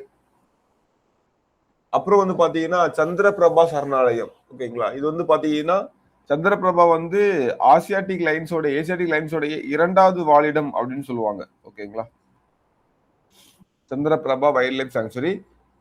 இது வந்து பாத்தீங்கன்னா உத்தரப்பிரதேஷ்ல இருக்குது. உத்தரப்பிரதேஷ்ல வந்து பாத்தீங்கன்னா சண்டாலி அப்படின்ற டிஸ்ட்ரிக்ட்ல இருக்கு. ஓகே, இது மறக்காத நினைக்கிறேன் உங்களுக்கு. சந்திரபிரபா வந்து சந்தாலி டிஸ்ட்ரிக்ட்ல இருக்கு. அது எங்க இருக்குன்னா உத்தரப்பிரதேஷ்ல இருக்குது. ஓகேங்களா? ஸோ இது வந்து பாத்தீங்கன்னா அப்படியே இந்த விந்திய மலையுடைய அடிவாரத்துல அமைஞ்ச மாதிரி இருக்கும். ஓகே. ஸோ இங்க வந்து என்ன ஃபேமஸ் சொன்னேன்? ஆசிய சிங்கங்களுடைய இரண்டாவது வாழிடம் அப்படின்னு சொல்றாங்க. ஓகேங்களா? ஆசிய சிங்கங்களுடைய இரண்டாவது வாழிடம் அப்படின்னு சொல்றாங்க. ஸோ இதுதான் வந்து ஃபேமஸான ஒரு விஷயம். ஓகே. ஆக்சுவலா இங்க வந்து பாத்தீங்கன்னா இன்னொன்று இருக்கும். சந்திரபிரபா டேமும் நமக்கு இருக்கும். ஓகே, சந்திரபிரபா டேமும் நமக்கு இருக்கும். அதே மாதிரி வந்து பாத்தீங்கன்னா ராஜ்தாரி தேவ்தாரி அப்படின்ற 2 வாட்டர் ஃபால்ஸ் கூட நமக்கு வந்து இங்க இருக்குது. ஓகேவா? ரொம்ப முக்கியமானது. அப்புறம் நமக்கு வந்து பாத்தீங்கன்னா சந்திரபிரபா அப்படின்றப்ப நமக்கு என்ன ஞாபகம் வரணும்? உத்தரப்பிரதேஷ் ஞாபகம் வரணும். ஓகேங்களா? உத்தரப்பிரதேசத்து சண்டாலி டிஸ்ட்ரிக்ட்ல இருந்து ஞாபகம் வரணும். ஆசிய சிங்கங்களுடைய 2வது வாழிடம் அப்படின்றது ஞாபகம் வரணும். ஓகேங்களா? அப்புறம் வந்து பாத்தீங்கன்னா தக்சிகாம். ஸோ தக்சிகாம் நேஷனல் பார்க் வந்து பாத்தீங்கன்னா நமக்கு வந்து எங்க இருக்குன்னா ஸ்ரீநகர், ஜம்மு காஷ்மீர்ல. ஓகே. ஸோ இப்போ வந்து ஸ்ரீநகர் எக்ஸாக்டா சொல்லுவாங்க ஸ்ரீநகர் தான். ஜம்மு காஷ்மீருடைய பகுதி தான். ஓகே. தக்சிகாம் நேஷனல் பார்க் அப்படின்றது இங்க என்ன ஃபேமஸ் அப்படின்னு பாத்தீங்கன்னா காஷ்மீரி டேக். ஓகேங்களா? ஆக்சுவலா இதெல்லாம் இமேஜ் பாத்தீங்கன்னா உங்களுக்கு வந்து ஈஸியா புரிய மறக்காது. காஷ்மீரி ஸ்டாக், அதே மாதிரி பாத்தீங்கன்னா ஒரு ஹங்கூல், இது எல்லாமே இங்க வந்து ஃபேமஸ். ஓகே. ஸோ நம்ம இது ஒவ்வொன்றா பார்க்குறோம் இல்லையா? அதே மாதிரி பார்த்தீங்கன்னா காஷ்மீர் ஸ்டாகும் ஹங்கூலும் நமக்கு வந்து பார்த்தீங்கன்னா இங்கே ஃபேமஸ். ஓகேவா? ஓகே, வேற இதை பற்றி சொல்லணும் அப்படின்னு பார்த்தீங்கன்னா ஓகே கொஞ்சம் வந்து ஹைட்டான இடத்துல வந்து அமைஞ்சிருக்கும். ஒரு 5500 ஃபீட் ஓகே உயரத்துல வந்து இந்த இது அமைஞ்சிருக்கும். அது ஒரு முக்கியமானது. நீ ஹங்கூலையும் அதே மாதிரி காஷ்மீர் ஸ்டாக்கையும் நான் வச்சுக்கோங்க. ஓகேவா? ஸோ வேற எதுவும் முக்கியமா இல்லை. அதுக்கப்புறம் வந்து பார்த்தீங்கன்னா கார்பெட். ஸோ கார்பெட் வந்து புலிகளுடைய தேசிய சரணாலயம். ஸோ கார்பெட் தேசிய பூங்கா. ஓகேங்களா? கார்பெட் தேசிய பூங்கா வந்து பாத்தீங்கன்னா ஓகே கார்பெட் தேசிய பூங்கா ஆக்சுவலா வந்து பாத்தீங்கன்னா புலிகளுடைய சரணாலயமா வந்து காணப்படுது. இந்தியாவில் புலிகள் பாதுகாப்புக்கு வந்து பாத்தீங்கன்னா ரொம்பவே கம்மியா இருக்கும். அதுல முக்கியமான ஒண்ணு இது. எங்க இருக்குன்னு பாத்தீங்கன்னா நமக்கு வந்து கார்பெட் வந்து உத்தரகாண்ட்ல இருக்குது. ஓகேங்களா? ஸோ நான் என்ன சொன்னேன், ஜிம் கார்பெட் சொன்னேன் இல்லையா? அதுதான் இது. முதல்ல ஆரம்பிக்கப்பட்டது இந்தியாவில். ஓகேங்களா? இதோட ஃபர்ஸ்ட் பேர் வந்து பாத்தீங்கன்னா ஹெய்லி. முதல்ல ஆரம்பிக்கப்பட்டது. ஓகேங்களா? அடுத்தது பாத்தீங்கன்னா கன்கா தேசிய பூங்கா. கன்கா தேசிய பூங்கா ஒன்று இருக்கு, மத்திய பிரதேசத்துல இருக்குது. ஓகேங்களா? அடுத்து வந்து பாத்தீங்கன்னா சிவபுரி தேசிய பூங்கா. இது வந்து காண்டாமிருகத்துக்கு ஃபேமஸ். இதுவும் அகைன் வந்து பாத்தீங்கன்னா மத்திய பிரதேசல இருக்குது. ஓகேங்களா? மத்திய பிரதேசோட இன்னொன்னு நோட் பண்ணிக்கோங்க, கன்கா நேஷனல் பார்க். ஸோ அதுக்கப்புறம் வந்து பாத்தீங்கன்னா கேரளாக்கு வரும். கேரளால வந்து பாத்தீங்கன்னா பெரியார் வனவிலங்கு சரணாலயம் இருக்குது. ஓகேங்களா? பெரியார் வனவிலங்கு சரணாலயம். இதுக்கு இடையில வந்து பாத்தீங்கன்னா ஓகே தமிழ்நாட்டுல வேடந்தாங்கல் பறவைகள் சரணாலயம். ஓகேங்களா? ஸோ இங்க பெரிய வனவிலங்கு சரணாலயத்துல வந்து யானைகள் வந்து ஃபேமஸ். ஓகேவா? அதுக்கப்புறம் வந்து பாத்தீங்கன்னா வேடந்தாங்கல் நமக்கு வந்து பறவைகள் இல்லையா? ஸோ நிறைய பாடல்கள்லாம் நமக்கு வந்திருக்கும். இது வந்து மறக்காது. அப்புறம் மேகாலயால நோக்ரக் தேசிய பூங்கா, ராஜஸ்தான்ல சரிஷ்கா வனவிலங்குகள் சரணாலயம், அதாவது புலிகள் சரணாலயமா இருக்கும். நீங்க மேப்ல பாத்தீங்கன்னா அது பக்கத்துலயே என்ன ஃபேமஸ்னு போட்டிருப்பாங்க. ஓகேங்களா? மேப்ல பாத்தீங்கன்னா பக்கத்துல வந்து என்னன்னு போட்டிருப்பாங்க, என்ன ஃபேமஸ் போட்டிருப்பாங்க. இப்போ வந்து சரிஷ்கா பாத்தீங்கன்னா பக்கத்துல புலி படம் போட்டிருப்பாங்க. ஓகே,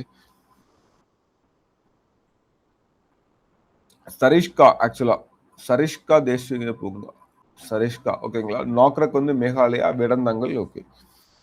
அதே மாதிரி இதுல வந்து பாத்தீங்கன்னா ஜார்க்கண்ட்ல ஹசாரிபாக் அப்படின்ற ஒரு தேசிய பூங்கா இருக்குது. என்னது? ஹசாரிபாக். ஓகே.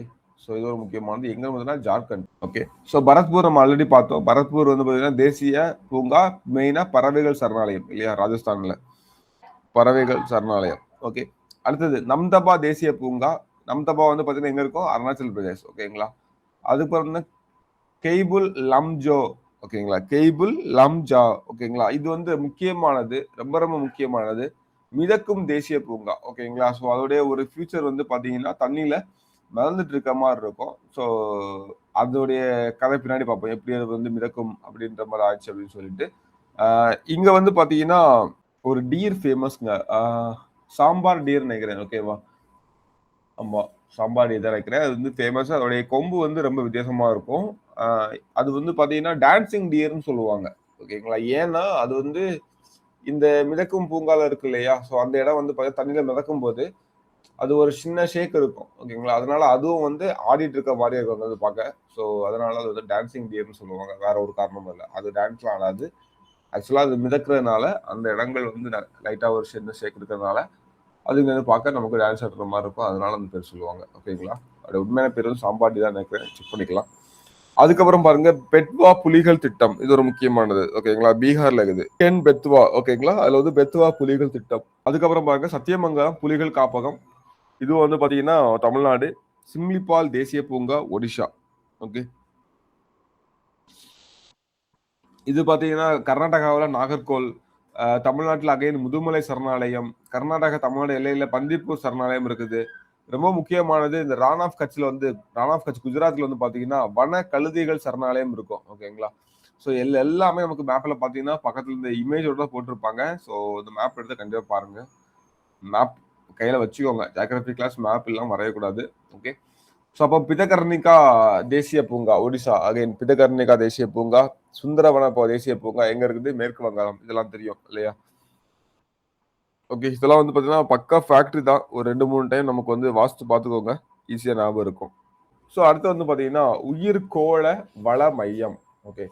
உயிர்கோள வள மையம் அப்படின்னா உயிர்கோள வள மையம் அப்படின்றது சட்டத்தின் மூலம் ஒரு வள மையத்தை அதாவது அந்த வளத்தை வந்து ஆதரித்து பாதுகாத்து தக்க வைத்து ஓகே ஸோ தக்க வைத்து பாதுகாக்கிறதுக்காக தேர்ந்தெடுக்கப்பட்ட ஒரு நீர் பகுதியா இருக்கலாம் இல்லைன்னா அது வந்து ஒரு நிலப்பகுதியா கூட இருக்கலாம் ஓகேங்களா நீர் பகுதியா இருக்கலாம் இல்லைன்னா ஒரு நிலப்பகுதியா கூட நமக்கு வந்து அது இருக்கலாம் ஓகே ஸோ இந்த பகுதி தான் வந்து பார்த்தீங்கன்னா உயிர்கோள வள மையம் அப்படின்னு சொல்லுவாங்க என்ன சொல்லுவாங்க உயிர்கோள வள மையம் இந்தியாவில் 18 உயிர்கோள வள மையங்கள் நமக்கு வந்து இருக்குது ஓகேவா இந்தியாவில் 18 உயிர்கோள வள மையங்கள் இருக்குது ஓகேங்களா ஒரே ஒரு நிமிஷம் நான் அதை இமேஜ் மட்டும் உங்களுக்கு ஆட் பண்ணிட்டேன் ஈஸியாக நம்ம வந்து முடிச்சிடலாம் ஓகே விசிபிளா இருக்குதா ஓகேவா ஸோ இந்த ஒரு டிராயிங் மட்டும் பாருங்க ரொம்பவே ஈஸியாக முடிச்சிடலாம் அகே இதையும் ஒரு 2-3 டைம்ஸ் ரீட் பண்ணா ஈஸியாக நம்ம வந்து மைண்ட்ல வச்சிடலாம் ஓகேங்களா உயிர்கோள வள மைய காப்பகம் என்பது சட்டத்தின் ஒரு சட்டத்தின் மூலமாட்டு அந்த அந்த ஒரு வளங்கள் இருக்கிற வள மையத்தை பாதுகாக்கிறதுக்காக தான் ஓகேங்களா அது வந்து பாத்தீங்கன்னா நீராகவும் இருக்கலாம் நிலமாகவும் இருக்கலாம் ஓகேங்களா எப்படி வேணாலும் இருக்கலாம் அப்படின்னு சொல்றாங்க இதுல நமக்கு இப்போ வந்து பாத்தீங்கன்னா இப்போ நமக்கு இந்தியாவில் 18 குறிப்பிடக்கூடிய 18 இது இருக்குது அதுல வந்து பாத்தீங்கன்னா யுனெஸ்கோ மேன் அண்ட் பயோஸ்பியர் அப்படின்ற கான்செப்ட் ஓகேங்களா மேன் அண்ட் பயோஸ்பியர் அப்படின்ற இதில் படி மேப்னு சொல்லுவாங்க MAP man and biosphere sir so அதன்படி நமக்கு வந்து பார்த்தீங்கன்னா 18 இது இருக்குது ஓகேங்களா 18 இது வந்து பார்த்தீங்கன்னா இவங்களுடைய இதில் இருக்குது ஓகே ஸோ அது எதெல்லாம் அப்படின்னு சொல்லிட்டு நம்ம வந்து பார்க்கலாம்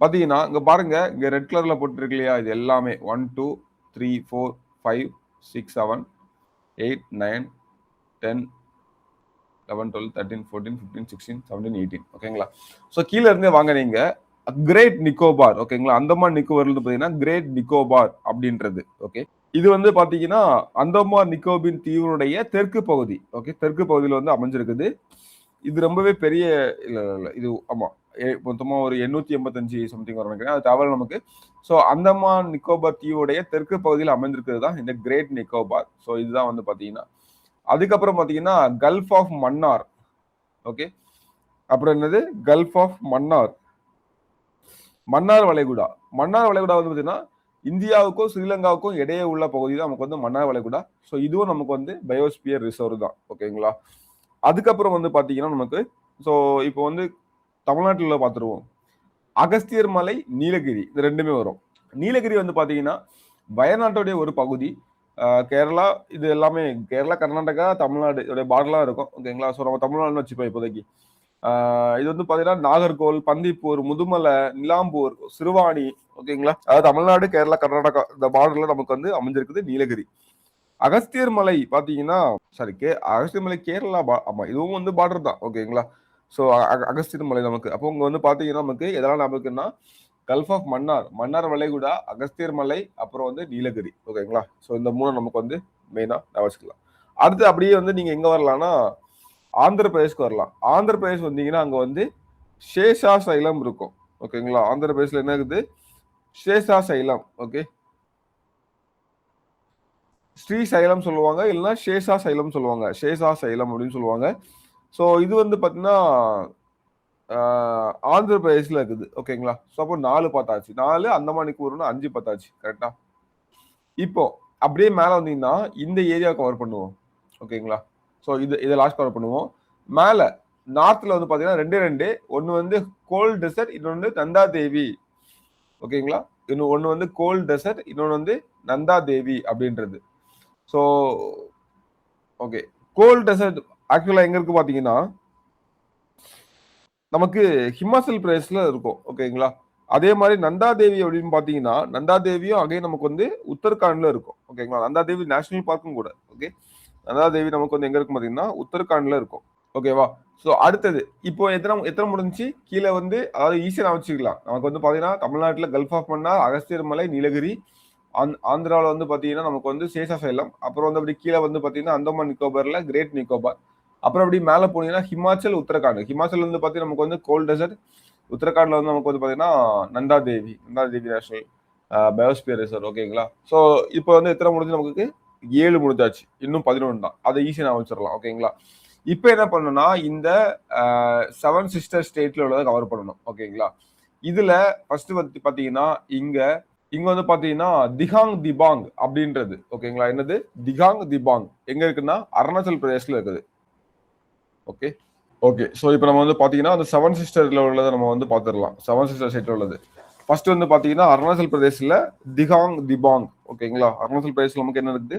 திகாங் திபாங் இருக்குது. ஓகேங்களா? ஸோ இது வந்து பாத்தீங்கன்னா அடுத்து வந்து பாத்தீங்கன்னா நமக்கு வந்து அப்படியே கீழே அஸ்ஸாம்ல பாத்தீங்கன்னா தீப்ரு சைக்கோவா அண்ட் மனாஸ். என்னெல்லாம்? தீப்ரு சைக்கோவா அண்ட் மனாஸ். திப்ரு சைக்கோவா வந்து பாத்தீங்கன்னா அஸ்ஸாம்ல திப்ருகார், தின்சுகியா அப்படின்ற ஒரு மாவட்டம் இருக்கும். ஓகேங்களா? அங்க இருக்கும். அது வந்து மனாஸ் நம்ம ஆல்ரெடி பார்த்தோம். மனாஸ் உங்களுக்கு வந்து மறக்காது. ஓகே, 3 ஆச்சா? அப்புறம் சிக்கிம்ல கஞ்சன்ஜங்கா. சிக்கிம்ல என்ன இருக்குது? கஞ்சன்ஜங்கா. ஓகே, அப்புறம் வந்து மேகாலயால நாக்ரக். ஆல்ரெடி மேகாலயா நாக்ரக் வந்து நேஷனல் பார்க் பார்த்தோம் இல்லையா? அப்போ இங்க மட்டும் நமக்கு வந்து 5 வருது. 7 5 12 ஆச்சு. ஈஸியா இருக்கா? இப்போ நம்ம அகைன் நம்ம ஃபில் பண்ணுவோம். என்னெல்லாம்? Great Nicobar, gulf of Mannar. Okay, so கண்ண மூடிக்கோங்க, பார்க்காதீங்க. ஓகேங்களா? Great Nicobar, gulf of Mannar, Agastya மலை. ஓகேங்களா? அடுத்து வந்து பாத்தீங்கன்னா நீலகிரி, சேஷாசைலம். ஓகே, அப்படியே மேலே போனீங்கன்னா நமக்கு வந்து கோல்ட் டெசர்ட், அதுக்கப்புறம் நந்தா தேவி. அப்படியே ரைட் சைட்ல வந்து நமக்கு வந்து திகாங் திபாங், திப்ரு சைக்கோவா, மனாஸ், நாக்ரக், அப்புறம் சிக்கிம்ல என்ன கஞ்சன்ஜங்கா. ஓகேவா? திகாங் திபாங், அப்புறம் திப்ரு சைக்கோவா, மனாஸ், நாக்ரக், அப்புறம் கஞ்சன்ஜங்கா. ஓகேங்களா? ஸோ 2 5 மொத்தம் 7 முடிஞ்சுச்சு. கரெக்டா? சாரி, 7 7 5 12 முடிஞ்சுச்சு. இன்னும் ஒரு 6. ஸோ அது வந்து இங்க ரான் ஆஃப் கட்ச். இங்க என்னது? வனக்கழுதைகள் ரொம்ப ஃபேமஸ் இல்லையா? ஸோ ரான் ஆஃப் கட்ச் வந்து இது. அப்புறம் வந்து மத்திய பிரதேசத்துல 2 இருக்கும். ஒன்னு வந்து பாத்தீங்கன்னா பன்னா, அதாவது அது வந்து அச்னாமக்கர் அமர்கண்டக் அப்படின்னு சொல்லுவாங்க. என்ன சொல்லுவாங்க? அச்னாமக்கர் அமர்கண்டக் அப்படின்றது மத்திய பிரதேஷ்ல. அதே மாதிரி வந்து பாத்தீங்கன்னா பச்மாரி. பச்மாரி நமக்கு வந்து பாத்தீங்கன்னா மத்திய பிரதேஷ். மத்திய பிரதேஷ்ல 2 முடிஞ்சு. ஓகேங்களா? அதுக்கப்புறம் வந்து பாத்தீங்கன்னா பன்னா. ஓகே, 3 ஆச்சு. மத்திய பிரதேஷ்ல மட்டும் நமக்கு வந்து 3 ஆச்சு. பச்மாரி, பச்சுமாரி வந்து பாத்தீங்கன்னா பசுமாரி, அப்புறம் அச்சினாமக்கர் அமர்கண்டக் அப்படின்றது, அப்புறம் வந்து பன்னா. இது ஆல்சோ மத்திய பிரதேஷ். 3 முடிஞ்சு. ஓகேங்களா? அப்புறம் வந்து பாத்தீங்கன்னா சிம்லிபால், சுந்தர்பன். என்னதுலாம்? சிம்லிபால், சுந்தர்பன். சுந்தர்பன் எங்க? உங்களுக்கு தெரியும். சுந்தர்பன் வந்து வெஸ்ட் பெங்கால். சிம்லிபால் வந்து ஒடிசா. ஓகேங்களா? சிம்லிபால்ல என்ன ஃபேமஸ் அப்படின்றத செக் பண்ணிக்கோங்க. ஓகேவா? ஸோ அப்போ இப்போ வந்து நீங்க இந்த சென்ட்ரல்ல மட்டும் சொல்லலாமா? எங்கெல்லாம் சொல்லிட்டு ரேன் ஆஃப் கட்ச். ஓகே, மத்திய பிரதேஷ்ல 3. எதெல்லாம்? பச்மர்கி, அதுக்கப்புறம் பன்னா, அப்புறம் அச்னாம்கர், அமர்கண்டக். என்னது? அச்னாம்கர், அமர்கண்டக். ஓகேங்களா? அடுத்தது சிம்லிபால், அப்புறம் என்னது? சுந்தர்பன்ஸ். ஓகேங்களா? ஸோ அவ்வளவுதான். 18 இது ஈஸியா ஞாபகம் வச்சுக்கலாம். டீப்பாலாம் இதுல வந்து போக மாட்டாங்க. ஜஸ்ட் வாட் இஸ் வாட் மட்டும் கேட்பாங்க. அது மட்டும் நம்ம நல்லாவே ஞாபகம் வச்சுட்டா போதுமானது. ஓகேங்களா?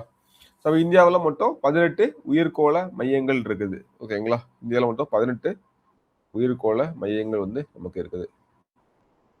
ஸோ இதெல்லாம் வந்து பார்த்தீங்கன்னா இந்த 18 வந்து யுனெஸ்கோவால் அங்கீகரிக்கப்பட்டவை. ஓகேங்களா? இது எல்லாமே வந்து பார்த்தீங்கன்னா யுனெஸ்கோவால அங்கீகரிக்கப்பட்டவை. ஸோ இது அது வந்து மொத்தம் 18 நமக்கு இருக்குது. ஓகேவா? அடுத்தது பாருங்க, புலிகள் பாதுகாப்பு திட்டம் ரொம்ப முக்கியமானது அகைன். ஓகே, ஸோ புலிகளை வந்து பாதுகாக்கிறதுக்காக 1973 ஏப்ரல் 1 வந்து தொடங்கியிருப்பாங்க. 1972 வைல்ட் லைஃப் ப்ரொடெக்ஷன் ஆக்ட் போட்டிருப்பாங்க இல்லையா, வன உயிரி பாதுகாப்பு சட்டம். ஸோ அதுக்கப்புறம் தான் இதை வந்து ஆரம்பிச்சிருப்பாங்க. இதுக்கப்புறம் தான் புலிகளை வந்து தேசிய விலங்காகவும் அனௌன்ஸ் பண்ணிருப்பாங்க. ஓகேங்களா? ஸோ மெயினா என்ன, புலிகளுடைய எண்ணிக்கையை வந்து பாதுகாக்கிறதுக்காக தொடங்கப்பட்டது. புலிகளின் எண்ணிக்கை வந்து 60% உயர்ந்திருக்கா சொல்றாங்க. ஓகேங்களா? 1979ல 3015 இருந்துச்சு. அதுக்கப்புறமா இப்போ வந்து இன்னும் அதிகமாவே இருக்குன்னு சொல்றாங்க. ஃபர்ஸ்ட் வந்து 1973 தொடங்கும் போது 9 புலிகள் பாதுகாப்பு இருந்துச்சு.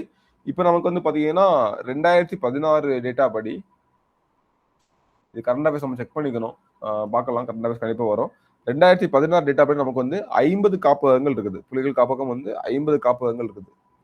ஸோ இப்போ வந்து புலிகள் எண்ணிக்கை அப்படின்றது நம்ம கரண்ட் அஃபேர்ஸ்ல பார்த்து செக் பண்ணிக்கலாம். ஓகேங்களா? புலிகள் காப்பகம் ரொம்ப முக்கியமானலாம் பார்த்துக்கோங்க. முக்கியமா தமிழ்நாட்டில் எங்கெல்லாம் புலிகள் காப்பகம் இருக்குது, களக்காடு, முண்டந்துறை இல்லையா? களக்காடு, முண்டந்துறை புலிகள் காப்பகம் இருக்குது. வேற தமிழ்நாட்டில் எங்க இருக்குது, சத்தியமங்கலம் புலிகள் காப்பகம், முதுமலை புலிகள் காப்பகம், அப்படிதானே, ஆனைமலை புலிகள் காப்பகம். வேற எதா இருக்குதா? ஆமா, சத்தியமங்கலம், ஆனைமலை, முதுமலை, அப்புறம் வந்து களக்காடு, முண்டந்துறை. ஓகேங்களா? களக்காடு, முண்டந்துறையை பற்றி நமக்கு ஸ்கூல் புக்லயே, தமிழ்நாடு ஸ்கூல் புக் தமிழ் புக்ல வந்து ரொம்ப டீட்டெயிலாவே கொடுத்துருப்பாங்க. ஓகே, ஃபர்ஸ்ட் புலிகள் கணக்கெடுப்பு எப்ப எடுக்கிறாங்கன்னா 1972 எடுக்கிறாங்க. 72ல ஜிம் கார்பெட். ஓகேங்களா? ஸோ அதுவும் வந்து புலிகள் சரணாலயம் தான். ஃபர்ஸ்ட் புலிகள் சரணாலயம் ஜிம் கார்பெட் எடுக்கிறாங்க. இந்தியாவில் இருக்கிறதுலயே மிகப்பெரிய புலிகள் சரணாலயம் அப்படின்னு பாத்தீங்கன்னா அது வந்து எது, நாகார்ஜுனா புலிகள் காப்பகம். எங்க இருக்குன்னா ஆந்திராவில் இருந்து. ரொம்ப சின்னது அப்படின்னு பாத்தீங்கன்னா மகாராஷ்டிராவுடைய பென்ஜு அப்படின்ற இடம். மகாராஷ்டிராவுடைய பென்ஜு அப்படின்ற இடம். ஓகேங்களா? வேற இதுல முக்கியமானது அப்படின்னு பாத்தீங்கன்னா, ஓகே, ஸோ முதல் புலிகள் காப்பகம் வந்து பாத்தீங்கன்னா பந்திப்பூர், கர்நாடகாவில். ஓகேங்களா? முதல்ல கணக்கெடுப்பு இடத்துல வந்து ஜிம் கார்பெட்ல. முதல் புலிகள் காப்பகம் வந்து பாத்தீங்கன்னா பந்திப்பூர், கர்நாடகாவில் இருக்குது. புலிகள் அதிகம் உள்ள மாநிலம் கர்நாடகா. இது வந்து யூபிஎஸ்ல கூட கேட்டுருந்தாங்க நினைக்கிறேன். புலிகள் அதிகம் உள்ள மாநிலம் வந்து பாத்தீங்கன்னா கர்நாடகா. ஜூலை 29 சர்வதேச புலிகள் தினமா வந்து நம்ம கொண்டாடுறோம். ஜூலை 29 சர்வதேச புலிகள் தினமா வந்து கொண்டாடுறோம். ஓகேங்களா? ஸோ ஒரே இடத்துல புலிகள் நிறைய வாழுதுன்னா அது வந்து முதுமலையில 570 புலிகள் வாழுது. ஐ திங்க் இப்போ அதை ஓட்டாக் பண்ணிச்சு நினைக்கிறேன் இன்னொரு இடம். இது recent current affairs, but strike ஆகல. ஸோ உலகத்துல உள்ள மொத்த புலிகள்ல 70% இந்தியாவில வாழுது. உலகத்துல மொத்தம் 1000 புலி இருக்குன்னா 700 புலி இந்தியாவில ஆகுது. ஓகேங்களா? ஸோ இந்தியாவில் தான் அதிகபட்ச புலிகள் வந்து இருக்குது. ஸோ புலிகள் கணக்கெடுப்பு வந்து எப்போ நடத்துவாங்கன்னா 4 ஆண்டுக்கு ஒரு முறை கணக்கெடுப்பாங்க. ஸோ இந்திய புலிகளுடைய அறிவியல் பெயர் பாந்திரியா டைகிரிஸ். ஓகேங்களா? பாந்திரியா டைகிரிஸ். ஸோ புலிகள் அதிகம் உள்ள முதல் 4 மாநிலங்கள் அப்படின்னு பார்த்தீங்கன்னா ஃபர்ஸ்ட் வந்து கர்நாடகா. ஓகேங்களா? ஸோ அந்த பாப்புலேஷன் அதிகமாக இருக்குது. ஓகேங்களா? ஃபர்ஸ்ட் வந்து கர்நாடகா பாப்புலேஷன் அதிகமாகுது. ஸோ டைகர் பாப்புலேஷன் அதிகமாகுது. ஃபர்ஸ்ட் வந்து கர்நாடகம்,